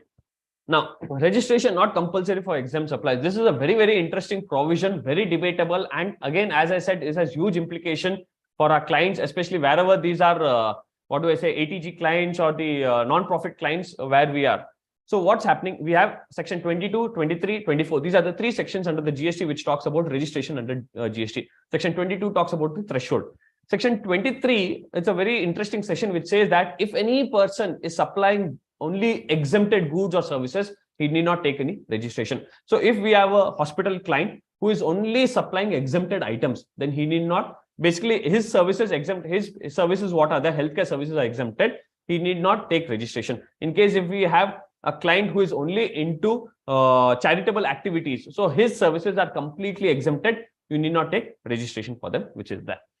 Now, then section 24 comes into picture. Section 24 clearly says that in section 24 starts with compulsory registration. In the following cases, registration is compulsory. One, wherever you're doing interstate sale of goods, which is that. Second, wherever you're doing business through e-commerce operator. Third, very interestingly, in case if you are liable to pay GST under reverse charge, in such a case, you have to take GST registration as mandatory. So now what is happening? Assuming I'm ABC hospital, right? I'm a ABC hospital. My services is only healthcare services. So I need not take any registration from section 23 perspective. However, my services, I'm obtaining a security services from ABC Security Services, which is a partnership firm. Or I have a legal consultant who is providing me legal invoice. Or I'm paying director fees to the directors, which is that. So on these services, I'm supposed to pay GST under reverse charge. So now I'm a fixed. Section 23 says I cannot avail the credit. Section 24 says that I have to compulsory take the registration, which is that. So because of this issue, a lot of consultants took a conservative view and said that, no, don't go with 23, go with 24 and take 24 registration, which is that. And then now the government has come with a clarification. This is now a retrospective amendment that they have brought in, wherein they have said that 23 will now read as notwithstanding anything contained in any other provisions of the Act, which means that 23 will overrule 24, which means that anyone who is only dealing with exempted supplies, even if they have something to pay GST under RCM, they need not take GST. They need not take GST registration. They need not pay GST under RCM. So this effectively saves a good amount of 18% for these clients, because we have clients who do not have any outward supplies. Just because they were forced to take registration at 24, they were paying GST under RCM, and that became as an additional cost of it, which is there. Right? So this is with respect to section 22 and section 23 of the GST Act. Next, time limit for GST return filing. Now, what is the time limit for GST return filing? If you see today, we have the due dates for filing the returns, which is 11th, 20th, then you have your 31st December, then you have for ISD 13th, which is that, right? So all these are basically the time limit for the return filing. However, if you file returns after that date, the portal will still allow it, because there is no upper time limit for you to file the returns. Because if you file after 20th of respective month, the returns will be allowed. Still input tax rate will be allowed. Only thing is interest will come into picture, and then you will have a late filing fees, which is that. Now, what is happening is a lot of assessees for 17, 18, 18, 19, they have not filed the annual returns. Similarly, GST returns of earlier period are still not yet filed by cases, and the government cannot keep waiting their portal open, because the moment someone files it for 17, 18, it will still go and sit in my 2A of 17, 18, which is that. So in such a scenario, now they have brought in an upper time limit of 3 years, which says that the maximum time limit for you, if you have not filed the returns within the due date, will be 3 years from the respective due date. So if you're talking about the annual return by 31st December, so plus 3 years, which will be there, right? Now, interestingly, in the last 6 months, the provision is such that if you don't file GSTR1 for 1 month, you will not be able to file the GSTR1 for the next month, which is that. So effectively, the 3 years due date may not have any implication on your regular filing of 1(3)B, which is there. But for annual returns, it is mandatory, because in many cases, annual returns for 17, 18, 18, 19, and 19, 20 were not filed by the assessees. Next. Right. So what are the other amendments in the GST law? One, in terms of refund provisions, earlier, because of the GSTR1, GSTR2, and GSTR3, which was there, whatever credit you avail in GST Act 2, it was called as a provisional credit. Because of that, my refund was on provisional basis. We used to make a reference there. Because they have removed this now. So again, in section 54, they have amended and they have removed the word provisional, which is that. Next, you have a lot of e-commerce operators who are there, like Swiggy, Zomato and all. They are doing a lot of businesses in terms of which is not in compliance with the GST law. For example, even if someone is not registered, they are onboarding them as a vendor and then they're allowing them to do business on their portal, which is not correct. So that's the reason they have brought in a penal provision. In case of any such transaction, then it will be tax payable of 10,000 rupees, whichever is higher, which is there. Now, at part of the decriminalizing process of the government, under the GST, the present law is in case if there is any, except for bill trading, if there is any tax evasions or tax shortfalls, which is there, in case if the total tax dues is more than 2 crores, in such a case, they can go for prosecution without bail. Now that 2 crores limit has been extended for 4 crores. So this is only in case of other than bill trading. For bill trading, it still stands at 2 crores, which is that. Right. Now, next, in case of refunds which are beyond the permissible, so under GST, the refunds has to be processed within 60 days. So after 60 days, department is supposed to give the refunds, but in no case they are giving the refund because they say that there is no procedure or process or formula prescribed in the law to give us that. So now the government is going ahead and then giving a detailed procedures and instances in which refunds will have to be sanctioned. So that will be brought in now, which is that. High C sales and merchant sales, we talked about it. So will be a retrospective effect and will you will be eligible for input tax credit. Unfortunately, a lot of people did not have the clarity and then ended up paying tax. For that, the government has come with the clarifications that whatever taxes you have wrongly paid, thank you for that. We will not refund you that amount. Next. Right.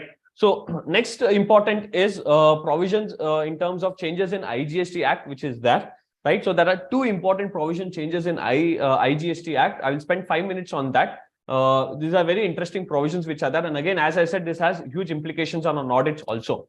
So today, when we go for an audit, one of the process what we are supposed to check is whether there are any foreign payments that are happening. So if there are foreign payments happening, you're supposed to check whether the form 15CA, 15CB compliance is done. Unfortunately, a lot of the clients, what they do is they make the payments to their credit cards. For example, you have taken a LinkedIn subscription. We have taken this Zoom subscription, which is that. So if these subscription payments, when they are made outside India, what the law says is the recipient, which is in India, will have to pay GST under reverse charge, which is that. So which means that if the service provider is outside India, service receiver is in India, and if the service receiver is registered, right, which are most of our clients are registered. So if they make any payment outside India, for such payments, you will have to go under reverse charge and check it. So today GST audits are going on. The department is very knowledgeable on this now. So they are going and checking what are the subscription fees paid, what are the membership fees paid, what are the license fees paid outside India, which is that. So that has been checked. So as part of audits, we are supposed to check that as well. So now what's happening is, so in case the supplier of service, for example, we'll take LinkedIn. LinkedIn is providing services to RVKS and RVKS is registered, then RVKS will pay under reverse charge. Now, in case of LinkedIn is providing services only to an individual like PANKAJ, who is that PANKAJ is not registered under GST. So in such a case, the provision says that the LinkedIn will be required to come to India, will be required to take a temporary registration in India because PANKAJ is not registered in India. LinkedIn will be required to charge 18% to PANKAJ and PANKAJ will pay that 18% to LinkedIn. So this will be called as changes OIDR services, wherein for certain service providers who are outside India will be required to take registration in India, which is that. Now what is the change here?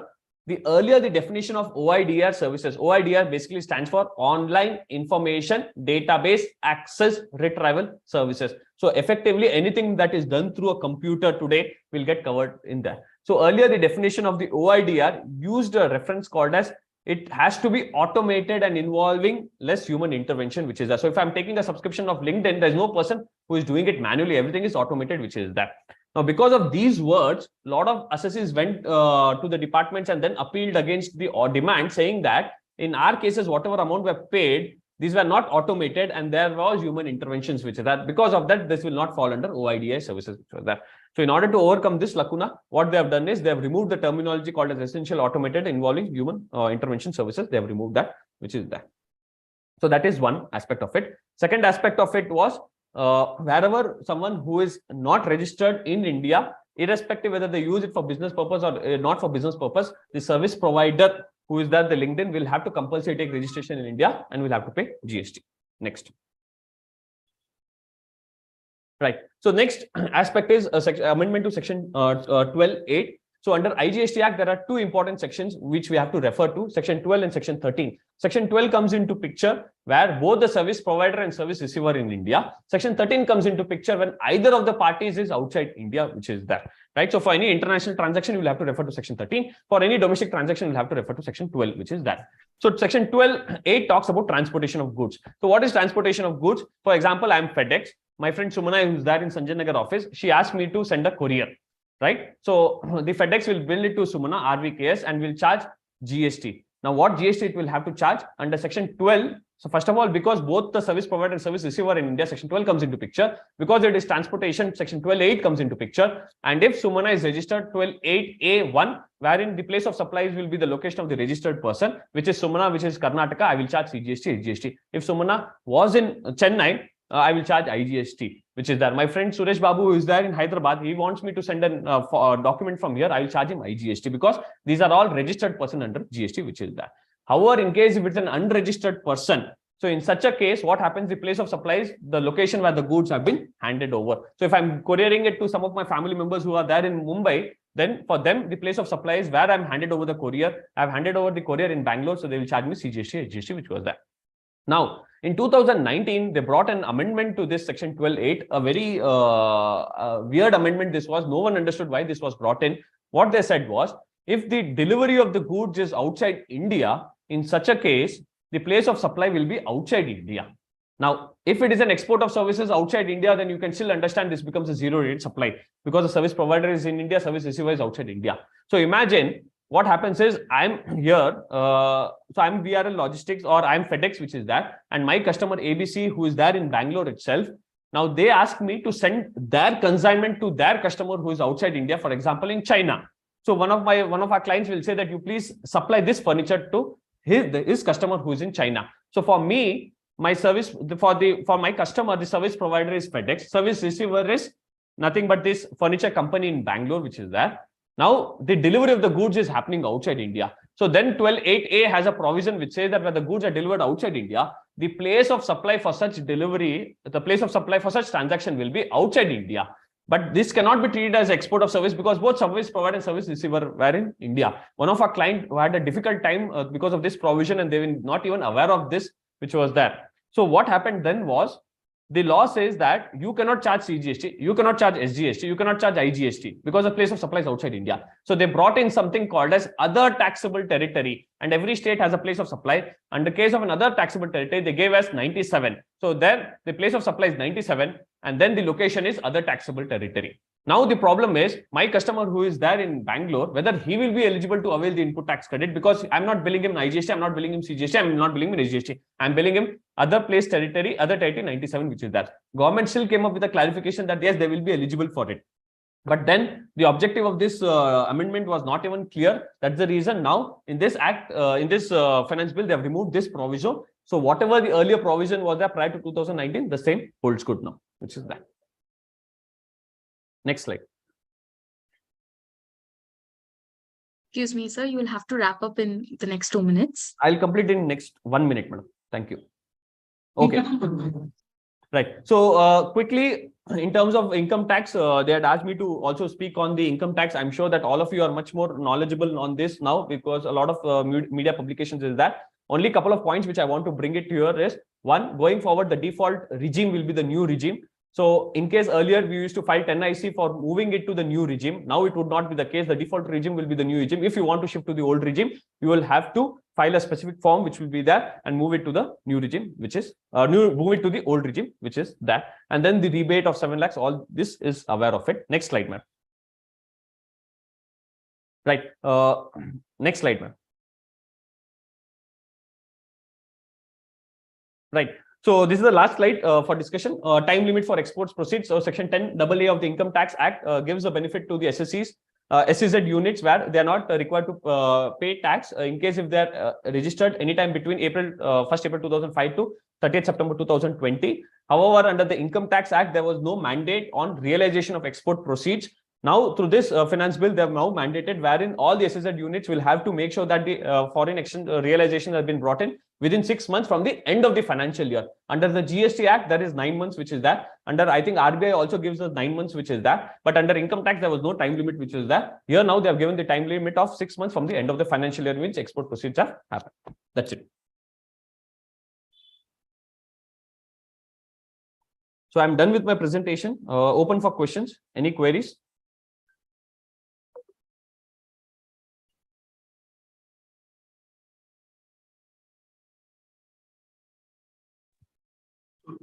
Pankaj, it's on The forum is registration open part. for Q&A. Yeah, Pankaj, it is on the topic where you mentioned that the people who are not rendering taxable output services, but rendering only exempt services, who were compelled to register because of RCM, now they can opt out of the registration? Yes, sir. Subject to once the, the act has been notified, that provision has been notified by the government, which is that. But then what happens to the tax liability on the RCM? They can anyways not avail the input tax credit. No, but how do they pay the tax on RCM? So what I'm saying is someone who is not registered can still get take a shelter into this provision, saying that the intention of the act, and anyways it is from July 2017, which is that. So someone who is not registered, well and good, no issues, no future assessment problem, nothing. Someone who is already registered, for them that the problem will be there, whether they will opt out from the registration, which is that. They can still opt out, saying that the intention of law, again, as from retrospective in nature, which is that, they can opt out for it, which is there, sir.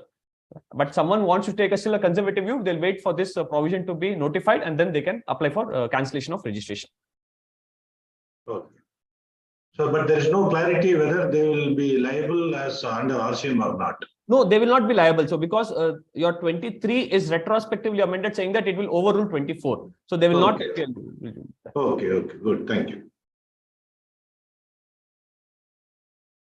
Thank you, sir. The further questions will be taken offline. No, one question, 1 second. My friend Mani Ratnam says that whether doctors required to take registration. The answer is no. In case if they are only rendering exempt supply in case of healthcare services, in such a case, section 23 comes to that safeguard wherein they need not take any registration, which is that. But in case if they have some commercial rentals and all, in that case, if aggregate turnover is more than 20 lakh, they'll have to take registration, and only on the rental property they'll have to pay GST. Thank you, sir. Thank you. That was very helpful for each of us. Thank you. Moving ahead, now I would request Subba sir to present. Hi, morning. Thanks for the detailed explanation about the amendment to the law. And now let us go back to the income tax amendment. Just a moment.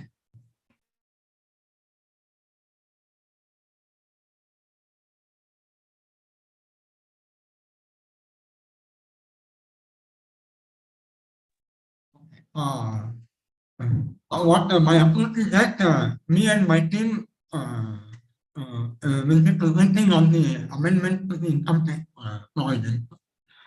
Go ahead. The topic is going to be the increased threshold limits for presumptive taxation schemes. Presumptive taxation, the section 44 AD and 44 ADA talks about presumptive taxation for eligible businesses and for notified professions prescribed under 44 AA subsection 1. In order to provide relief to small taxpayers, the government has proposed to increase the threshold limit under section 44 AD and 44 ADA. Now, the section 44 AD eligible business is having a threshold limit of 2 crore. Now, it is proposed to increase to 3 crore, subject to condition that 95% of the receipt must be through online mode. And also similarly, for 44 ADA, notified professions having an option to opt for presumptive taxation if their income is up to 50 lakhs, now it has been increased to 75 lakhs by inserting a condition that 95% of the receipts must be through online modes. Okay, the intention of the amendment is to promote further non-tax transaction. Government wants to eliminate all the tax transactions, right? In that move, this is one of the steps that is being taken. Yeah, let us move ahead. Next slide.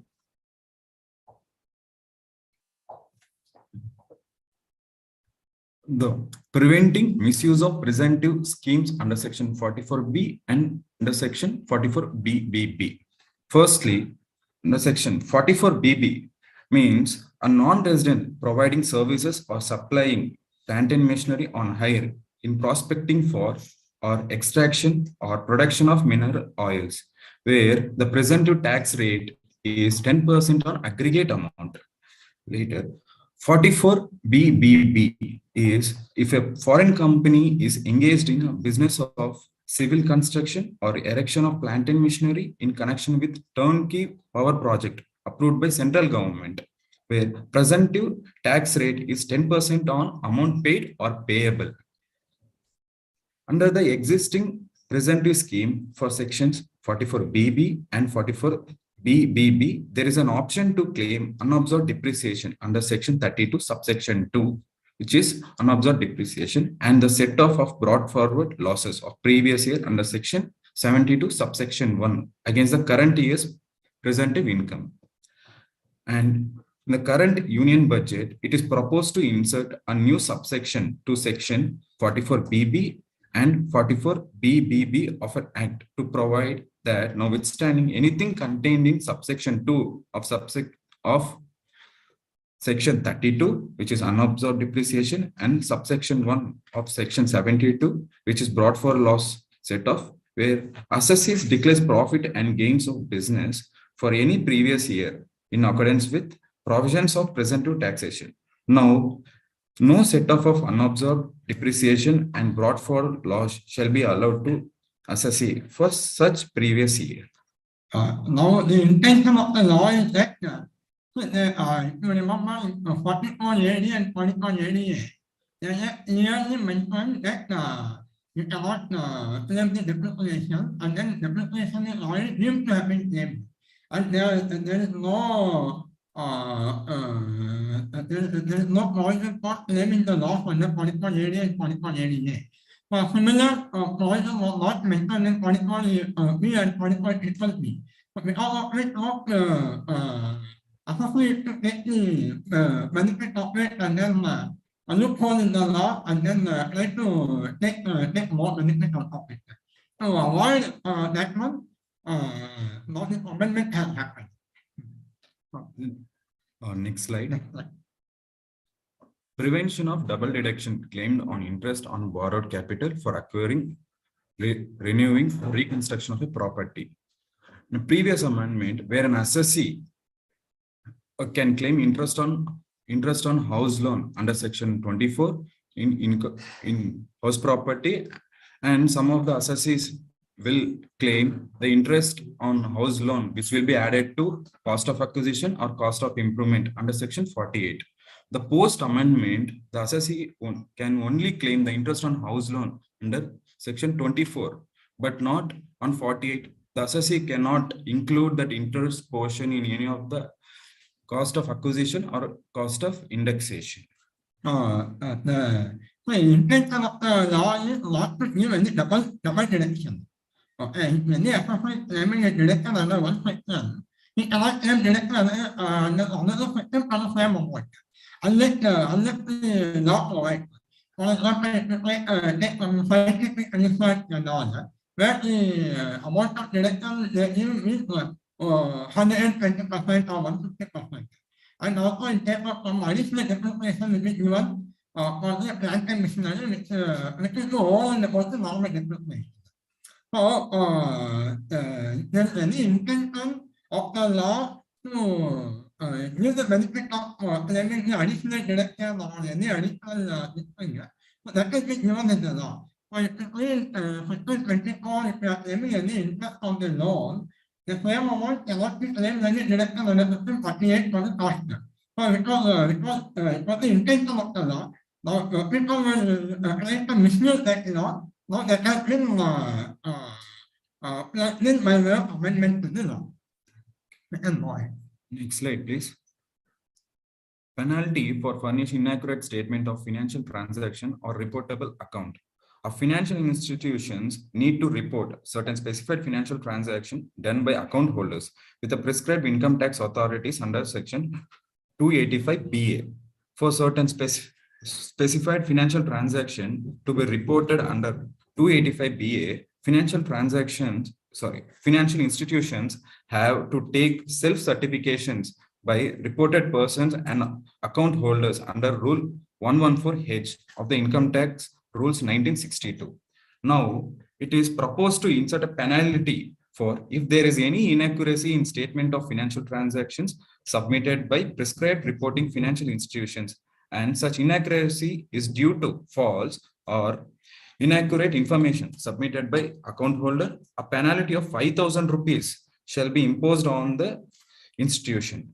The reporting financial institution may recover the amount so paid on behalf of the account holder or retain out of any monies that may be in its possession or may come to it from each such reportable account holder. Right. 271 is the penal code of giving the inaccurate information. When any bank or act or any declaration certified by the account holder need to give a false information, because of which bank or any financial institution need to take the penal penalty notice from the department. Now the bank and the financial institution need to get the declaration from the account holder. Because of the inaccurate information given by the account holder, bank will get penalized.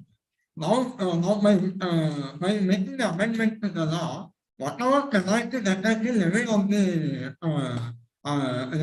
bank or financial institution, that can be recovered by the bank or financial institution from the account holder.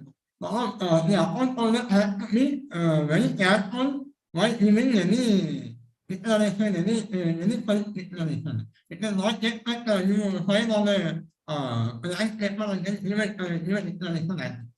So you need to be very careful on what declaration you are giving. Next slide.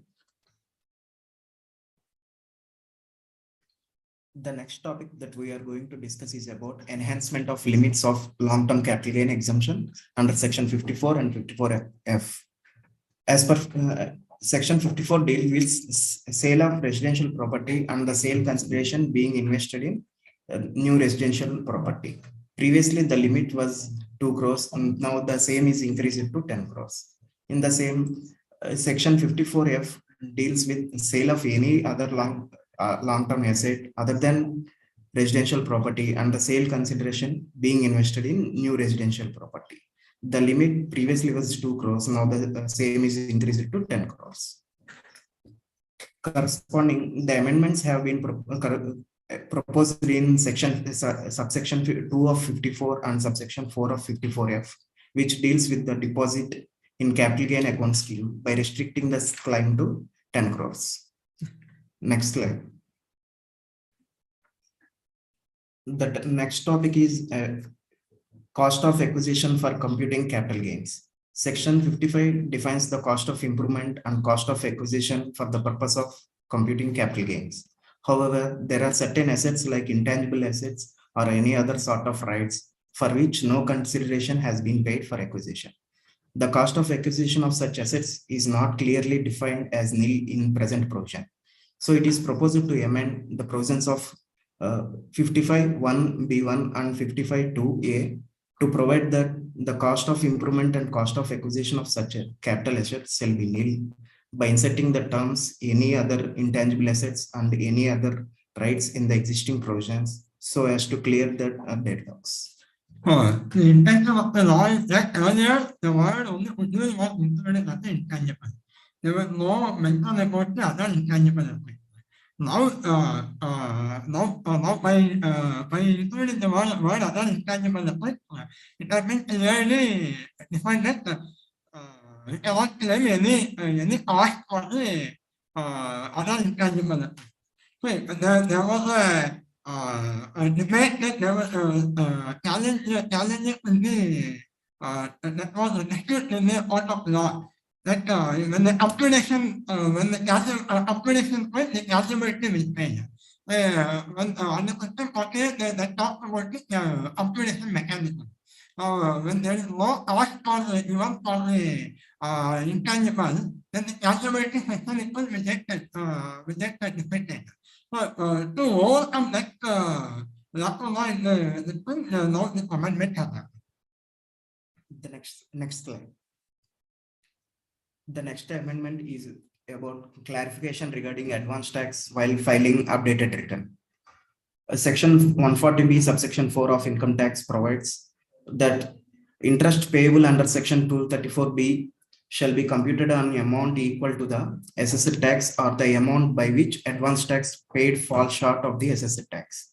Further, section 140B subsection 4AI also provides advance tax which has been claimed in earlier return of income tax shall be taken into account for computing the amount on which interest was to be paid. In order to clarify the provisions of subsection 4 of 140B, the amendment has been proposed in the said subsection that interest payable under section 234B shall be computed on the amount equal to the assessed tax as reduced by the amount of advance tax, the credit for which has been claimed in the earlier return, if any. Because more of a clarification amendment. Next slide.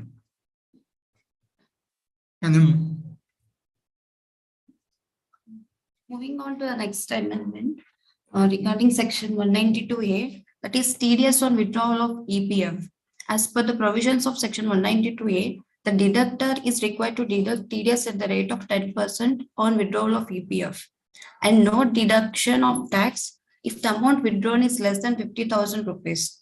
The amendment is made in second proviso of 192, section 192A, which is before the amendment, employee has to furnish the PAN to the deductor, and in case he fails to furnish his PAN, the TDS at the rate of maximum marginal rate will be deducted by the deductor.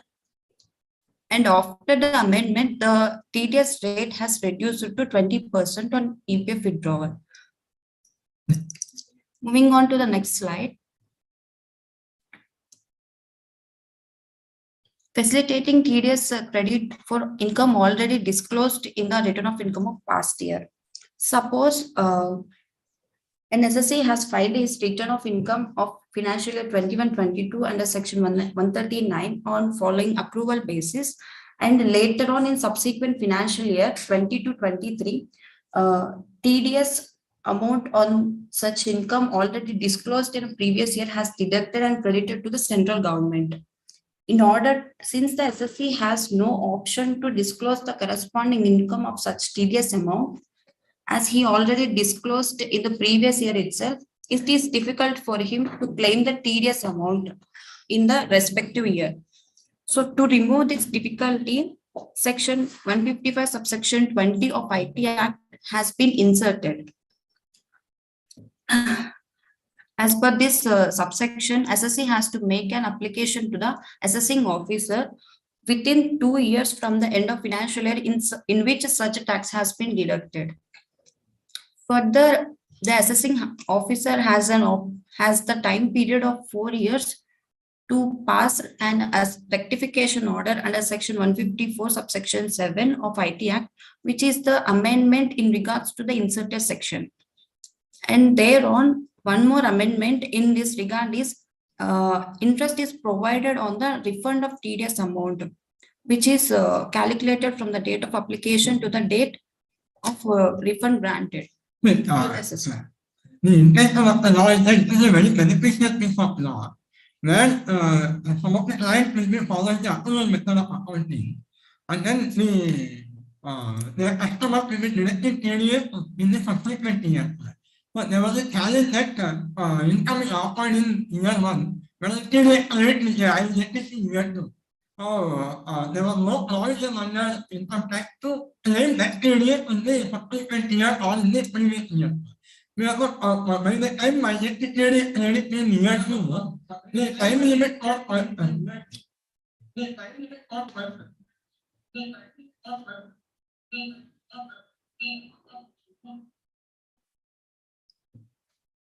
the time limit for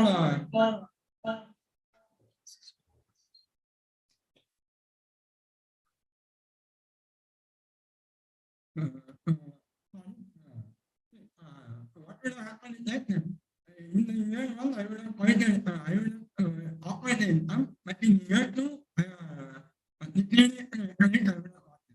Because of that, there were some, there were people where a lot and lose the credit of the area. So overcome that one, this provision has been amended. Moving on to the next slide. Relief from special provision for higher rate of TDS or TCS for non-filers of income tax. When we read these sections, 206AB and 206CCA, we will come across the word non-filers, which refers to specified persons in these sections. For the purpose, before the amendment, the definition is excludes the non-resident who is not having a permanent establishment in India. But later on, after the amendment, it further excludes to provide more clarity to the person who is not required to furnish return of income for the assessment year relevant to the said previous year and who is notified by the central government in official gazette in this behalf. Moving on to the next slide. Providing clarity on benefits and perquisites in cash. The amendment is regarding to the clause 4 of section 28. Before the amendment, the provision is like this. The value of any benefit or perquisite, whether convertible into money or not, arising from business or exercise of a profession, is chargeable to tax. Some of the courts were in interpretation that regarding this provision, that value of any benefit or perquisite which are in cash are not chargeable to tax. To provide more clarity on this, the amendment has been made and on the inclusion of the words that the value of any benefit or perquisite which is provided in cash or in kind or partly in cash and partly in kind, is also chargeable to tax. Next.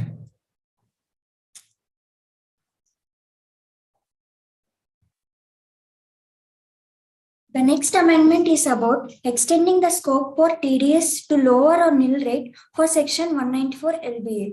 Section 197 talks about grant of certificate of tax deduction at source to lower or nil rate. Previously, these were the sections which are eligible for lower deduction certificate. If the assessing officer feels that the total income of the assessee justifies for lower deduction certificate, he can grant the certificate. Now, Section 194 LBA is also eligible for lower deduction certificate.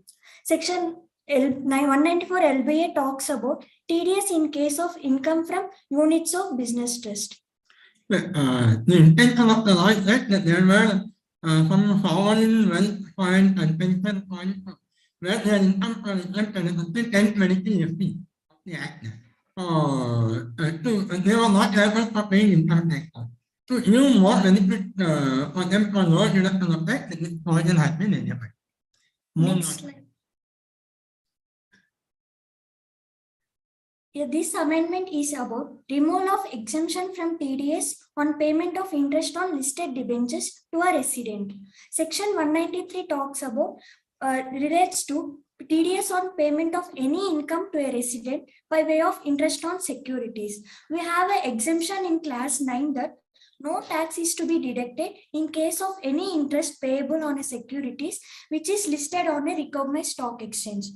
Now, the class 9 exemption has been omitted because this class has been omitted because there is an underreporting of interest income by the recipients due to this TDS exemption. So it is proposed to omit class 9. Going forward, you must TDS will be deducted on the interest. Next slide. So we have a new section of Section 194BA. We have sections for TDS is applicable on betting, horse races, lotteries under Section 194B, 194BB. Post-pandemic, trends of online games has been increased. To bring those winnings also under TDS preview, no section has been introduced for online games like Rummy, Bet360. peri-match, etc. TDS should be deducted on net winnings from online games. If the net winnings is withdrawal during the year, at the time of withdrawal, TDS should be deducted on net winnings.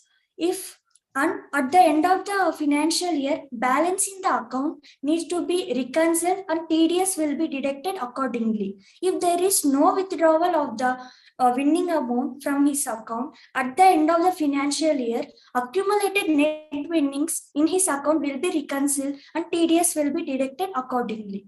This amendment will take effect from 1st July 23. So those who are having their winning amount withdraw before July 2023 to avoid TDS implication.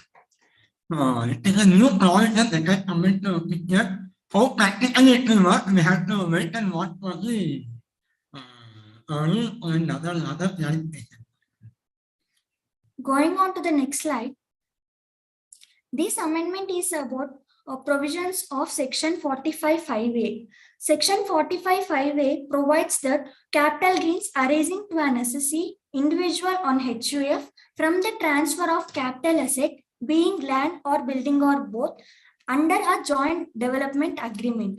Capital gain should be chargeable to income tax in the previous year in which certificate of completion for the whole or part of the project is issued by a competent authority. Further, for computing the capital gains, the full value of consideration shall be taken as stamp duty value of the property plus any consideration received in cash. All are in the notion that consideration received only in cash is considered as full value of consideration. But the Act has provided clarity on that, and full value of consideration should be taken as stamp duty value of the property plus consideration received in cash or by way of issue of check or draft or any other mode. So it is more of a clarification amendment rather than moving on to the next slide. Okay, next is on the amendment of Section 142. Wherever the assessing officer that there's a need for the re-audit of the account, he can get the account re-audited by the chartered accountant. Now there was a challenge that chartered accountant or eligible to do the account of the audit of the account. They cannot do the valuation of the inventory now. So to bring in more power for the assessing officer, they have included the valuation of inventory also to be done by cost accounting. So this will give more power for the assessing officer to go into the complete record of the inventory and then do the inventory valuation. If there is any undervaluation of the inventory, then they will have a assessing officer can add that to the income. This is a new amendment that has happened. Next slide. So next is on Section 148 of the Act. Section 148, once you get the notice for reassessment, if the assessor has not paid the return of income, he can pay the return of income. However, there was no prescribed time limit for paying the return of income. Now to give more clarity to that, once the notice is issued under Section 148, within any month time, the assessor has to pay the return of income. Now the question may come back to what is within any month time the assessor do not pay the return of income. So what will happen is that if the assessor do not pay the return of income within any month time, then it is if the assessor pays the return of income after any month, it will be deemed that assessor has not paid the return of income at all. Now then what will happen is that assessor officer, even though the assessor has paid the return of income after any month time, he need not have to consider that. And then what he can do is that he need not have to even issue notice on the Section 142 or scrutiny assessment. He can directly work on the best judgment assessment on the Section 144. He can invoke the powers on the Section 144 and then do the assessment under 141. It is a very dangerous provision. It is assessment used to take advantage of filing the return of income at their own time. To avoid that one, this clarification has come into picture. Moving on to next one. Now that the amendment is with regard to section 149. 149 is the time limit for issuing the notice. So in case of such any survey that has happened between 15th of March and then 31st of March. So what is to happen is assessing officer there is to be challenge for assessing officer to complete the such survey and then issue the notice before 31st March. So there used to be extremely very little time to collect the information and then issue the notice by the assessing officer. To give more time, what any structure survey that has happened after 15th March, but before 31st March, the time from 15th March to 31st March will be eliminated. That means to say that assessing officer will take additional time of 15 days time. That means to say that till April 15th, if any notice is issued, by the assessing officer, it will be deemed that the notice has been issued before 31st March only. So by doing this one, more time is given to the assessing officer for giving the notice. Next question.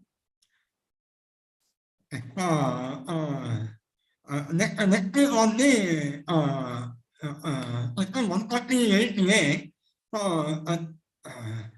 148A is quickly actually passing of the order and section 148A prior to issue of 148 notice. There was earlier it was mentioned that less than 7 days time. So now that to give more clarity, they have amended to does not exceed 7 days time. It is more of an interpretation to avoid interpretation issue. Now they have clarified it that it does not exceed 7 days time. Now next amendment is in section 151. But there were cases where in case the notice has to be issued after 3 years time. Assessing officer has to take the permission of principal commissioner of income tax and then only he can issue the notice. There were challenges that in some of the department, some of the officers, there were no most called principal commissioner of income tax. So there was assessing to take interpretation that since there is no pre-associating, the department cannot issue notice on the section 148.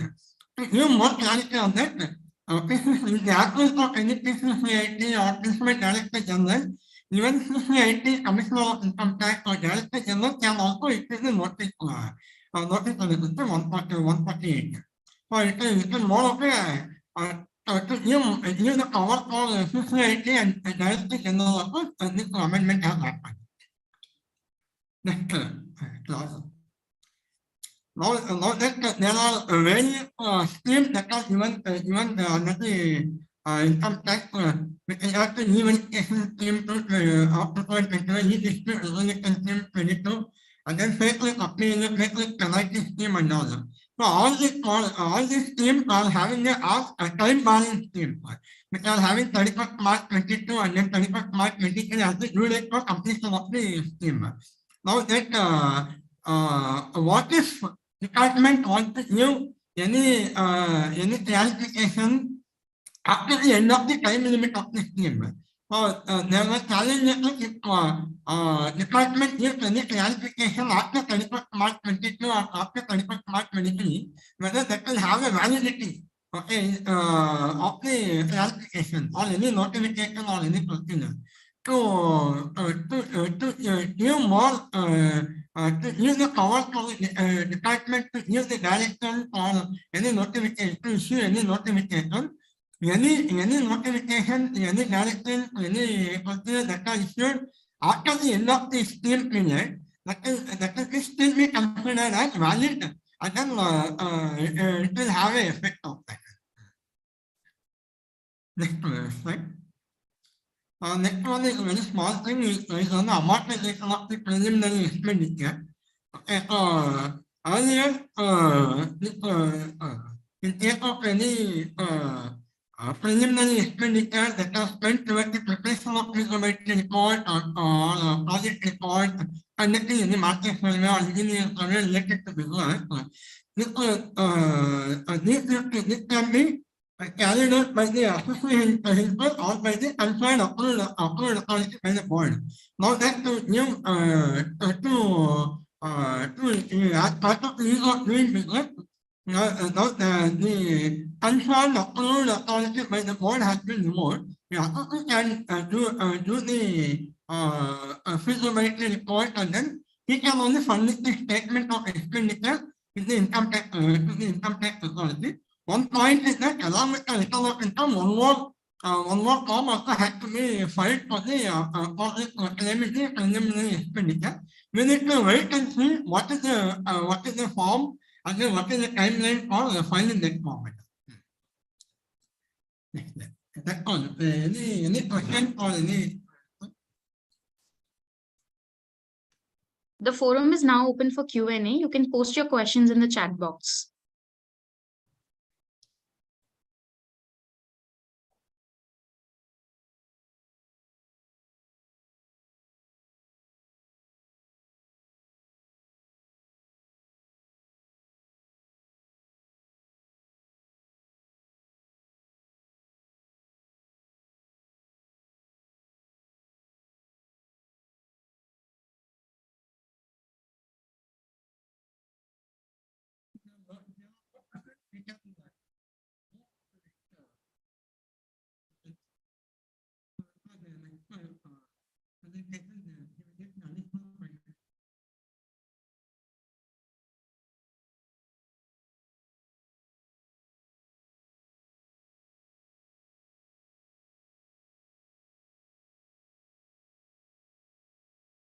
Hi, Aditi. As of now, there are no questions we have received. So we can just wait for another 10 more seconds, so we can just proceed for next slides. Sure.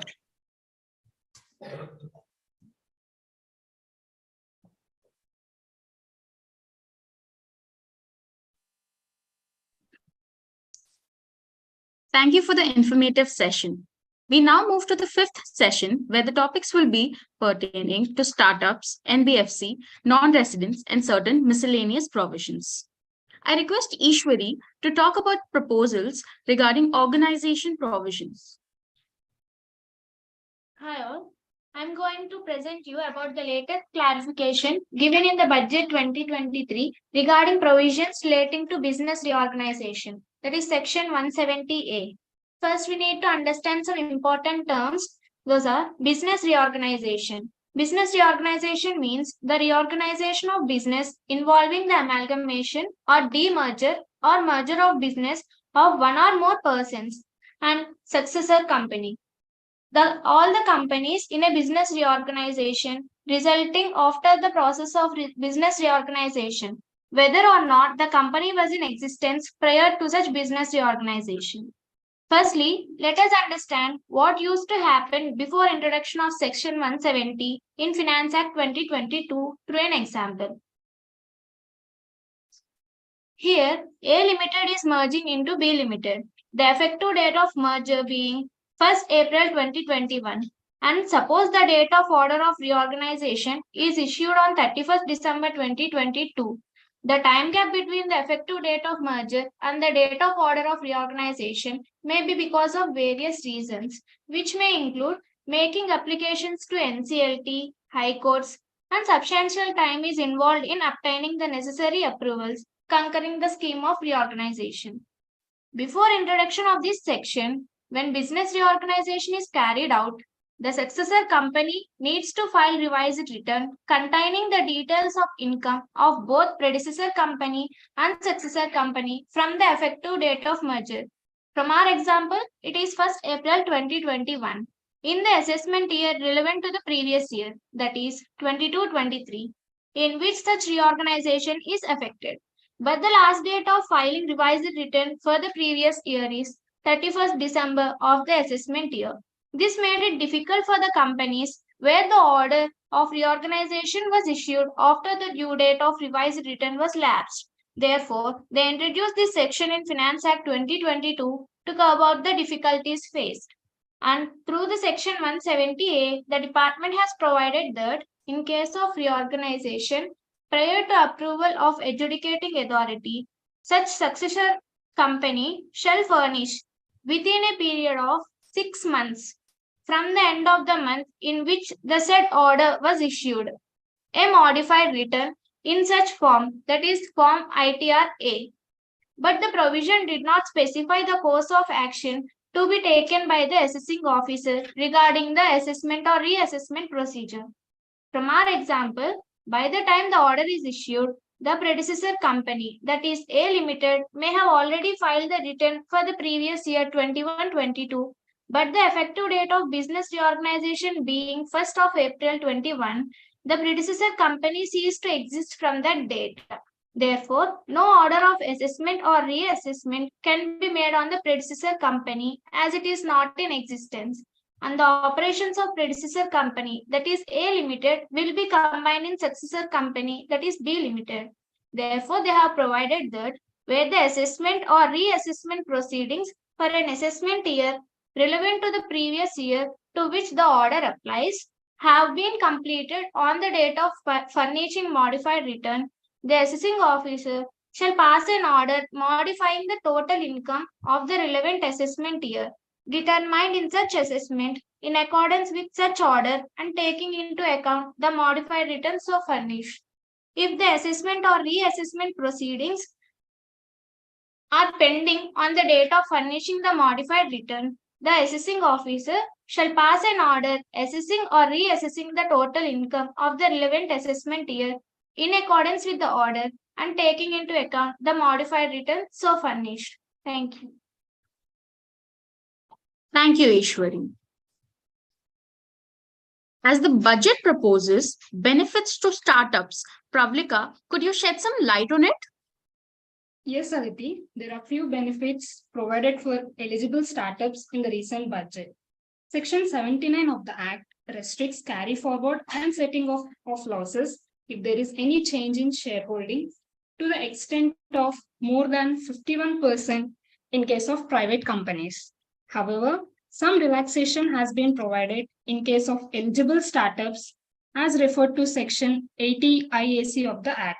The condition of holding at least 51% of shares is not applicable to the eligible startups. That is, if it is sufficient to hold as on the last date of the year in which the losses incurred are shareholders in the year of set-off. For example, if XYZ are equal shareholders in the year of incurring of loss, then carry forward and set-off is possible even if XYZ are not holding 51% of shareholding in the year of set-off. This relaxation is available for losses pertaining to 7 years from the date of incorporation. This period has been increased to 10 years from the date of incorporation to align with the 10-year period contained in Section 80 IAC of the Act. Next, extension of date of incorporation for eligible startup for exemption. The existing provision of Section 80 IAC of the Act provides for a deduction of an amount equal to 100% of profits and gains derived from business by an eligible startup for 3 consecutive assessment years out of 10 years, beginning from the year of incorporation, at the option of assessees, subject to certain conditions. One of such conditions is such startup should be incorporated on or after 1st April 2016, but before 1st April 2023. In order to further promote the development of startups in India and to provide them with a competitive platform, it is proposed to amend the provisions of Section 80 IAC of the Act so as to extend the period of incorporation of eligible startups to 1st April 2024. Thank you. Thank you, Pravrika. Anil, could you help us understand the changes with respect to NBFC? Sure, Adli. Excluding NBFC restriction on interest deductibility. Section 94B restrict introduction to 30% of EBITDA, where stands for earnings before interest, tax, and depreciation. This restriction was cast because Indian companies taking loan from foreign EAs were avoiding tax in India by paying exorbitant interest rate of 35% or 40%. This provision was introduced in accordance with the BEPS project of OECD and G20. BEPS stands for Base Erosion and Profit Shifting. Also, the OECD stands for Organization for Economic Cooperation and Development. This restriction of 30% EBITDA is not applicable if the interest is paid to companies engaged in banking and insurance businesses. Based on representation received, now restriction is not applicable even if the interest is paid NBFCs. This amendment effective from the next assessment year 24-25. NBFC categorization. NBFC covered in section 43P and 43D period amendment. Deposit taking non-banking financial companies, NBFC D, and systematically important non-deposit taking non-banking financial companies, NBFC ND and SI.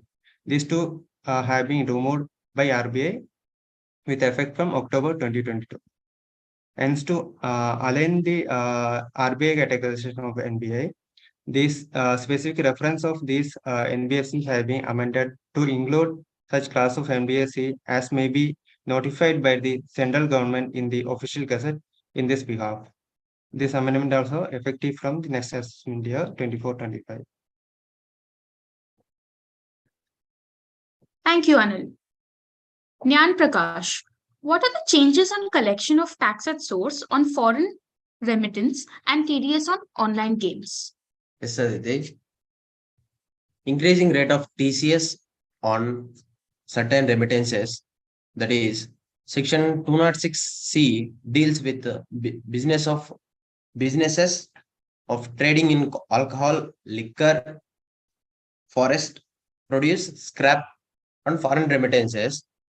Section 206C subsection 1G deals with foreign remittances on sale of overseas tour packages on the scheme of LRS. The current and proposed TCS rates are like this. For overseas tour package, current rate of TCS is 5% without any threshold limit, and now it is increased to 20% without any threshold limit, and in another cases that is 5% threshold limit for the current TCS rate, and it is increased to 20% without any threshold limit. The amendment will take effect from 1st July 2023. Okay, thank you. And for section 194BA, my friend shared the similar lines. Thank you. Thank you, Nyan Prakash. Sunil, is there any changes proposed for angel investment by non-residents? Good morning to one and all present in the analysis of budget session for the financial year 23-24. I will now explain about bringing the NR investors within the ambient of section 56, subsection 2, class 7B to eliminate the possibilities of tax avoidance. Class 7B of subsection 2 of section 56 of the Act was inserted via Finance Act 2012. The objective of introducing this section was to discourage the generation and the use of unaccounted money done through subscription of shares of a private company at the value which is higher than the fair market value of shares of such company. This provision was applicable only for the resident investors. It is now proposed to include non-residents also from the preview of this session by removing the phrase being a resident from the said clause. This will make the provision applicable for the recipient of consideration for the issue of shares from any person irrespective of his residential status. These amendments will be effective from 1st day of April 2024 and shall accordingly apply in relation to the assessment year 24-25 and subsequent assessment years. Thank you. Thank you, Sunil. Priya, could you please elaborate on changes proposed for distribution by business trusts? Yes, Aditi. There is a special taxation regime was introduced in Finance Act 2014 for real estate investment trust and infrastructure investment trust. When investors invest in REIT or InvIT, they in turn invest in real estate company or investment company through which they earn rent, interest, dividend as return. REIT and InvIT earn business income and passive income. It may be noted that interest, dividend, income of business trust is categorized as passive income. Business income is taxable in hands of REIT or InvIT and exempt in the hands of unit holders. On the other way, passive income is taxable in the hands of unit holders as REIT or InvIT got a pass-through status. This special regime was introduced in order to address the challenges of financing and investment in infrastructure. However, in respect of the distributions made by the business trust to its unit holders, which are shown as repayment of debt, it is actually an income of the unit holder which does not suffer taxation either in the hands of business trust or in the hands of unit holder, which leads to dual non-taxation, which is not the intention of the special regime. Hence, it is proposed to include repayment of debt as one of the passive incomes and hence taxable in the hands of investors. Further, the sum received by unit holders from a business trust towards redemption of unit or units held by him shall be taxable after reducing the cost of acquisition of that unit. However, there is no clarity if there is a genuine repayment of loan. These amendments will be take effective from 1st April 2024 and subsequent assessment years. Thank you. Thank you, Priya. Mani, please explain exemption for gold conversion to electronic gold. Let us now briefly talk about electronic gold receipts. EGRs are the receipts which are issued in return to the physical gold given to vault manager in designated delivery centers.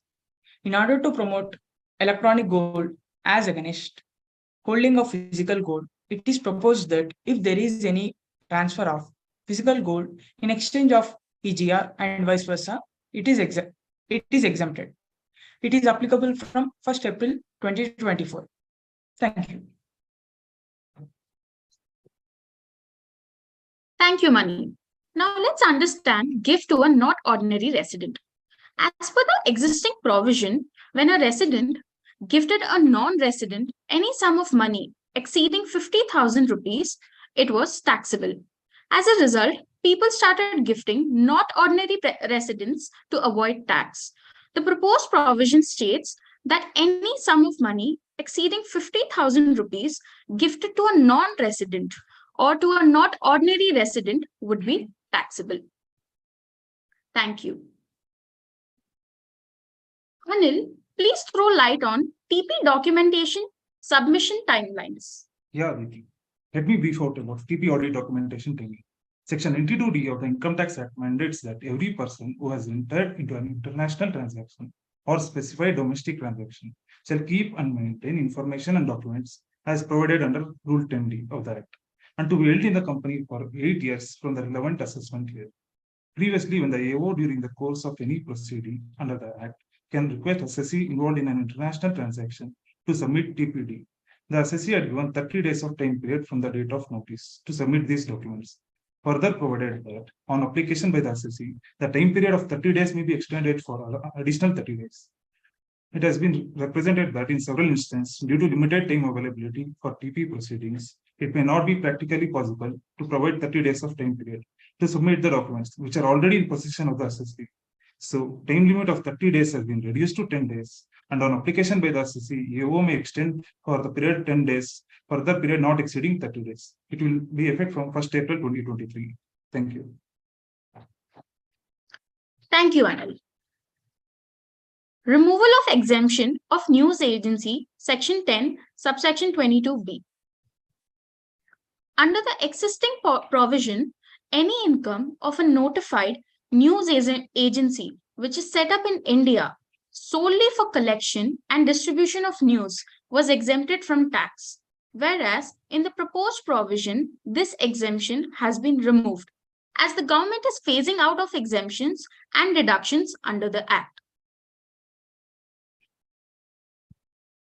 Sunil, can you please take us through amendment of Section 196A?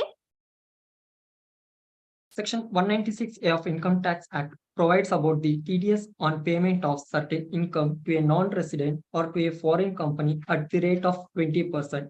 That is, any income arising in respect of units of mutual fund registered under the SEBI Act 1992. Then the representations have been received to the government requesting that the benefit of tax treaty may be considered at the time of TDS. If the TT provides the rate lower than the 20%, then the TTS is to be made at a lower rate.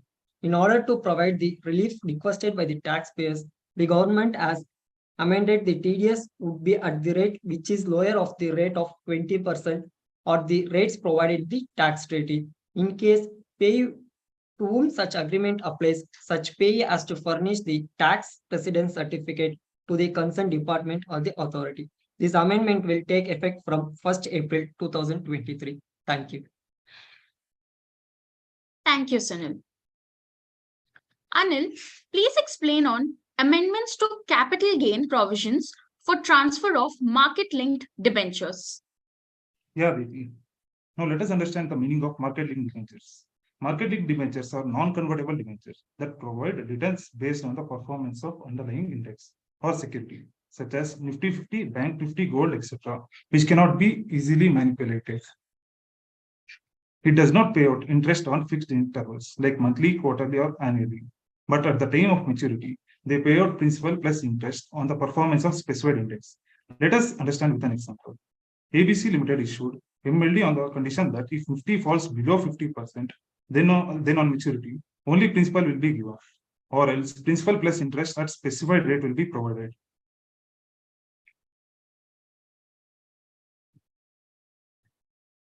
Earlier, these were taxed at 10% without indexation if held for more than 12 months, or at respective tax slab if held for up to 12 months. At present, government has introduced new section under 50A that irrespective of the period of holding, MLD should be treated as short-term capital gain after considering cost of acquisition and any incidental expenses and taxed at respective tax slabs. Thank you, Anil. We now move to the last topic of the discussion. Mani, could you please explain the amendments pertaining to business units set up in IFSC? Sure, Aditi. IFSCs. Let us know briefly about IFSCs. International Financial Services Center Authority was established by Government of India to develop and regulate international financial services centers in the country. IFSCs provide services like global tax management, fundraising, wealth management, asset management, etc. In order to further incentivize operations from IFSC, it is proposed to provide the following. If there is any transfer of assets from a fund which is located outside India to resultant fund which is located in IFSC, it was exempted if such transfer is undertaken till 31st March 2023. Now it is extended to 31st March 2025. And the second one is further, when IFSC banking unit makes the investment in permissible Indian securities, income earned by such IBU is taxed in the hands of IBU. When the income earned by IBU is transferred to NR investors, it was again taxed. In order to remove the double taxation, it is proposed to exempt income distributed on the offshore derivative instruments, which is taxed in the hands of IBU when it is distributed to investors from IBU. Thank you. Thank you, Mani. The forum is now open for Q&A. You can share your questions in the chat box.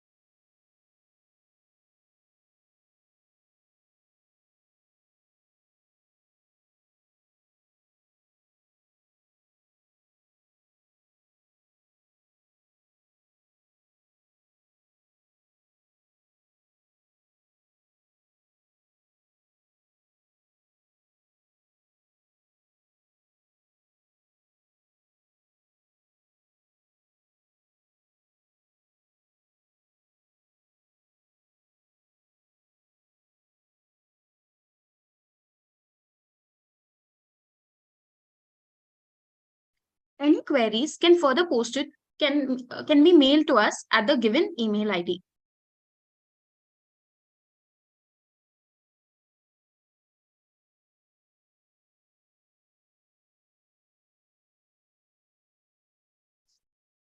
Silent gratitude is not of use to anyone. The successful culmination of this session owes much to Mohan sir, Venu sir, Subba sir, PANKAJ sir, and Nitin sir. On behalf of the team, I would like to thank you for this opportunity. I would like to thank Sumana ma'am and Leela Krishna for gathering all the infrastructure required for this. I have immense appreciation for my fellow presenters for articulatingly presenting. Thank you.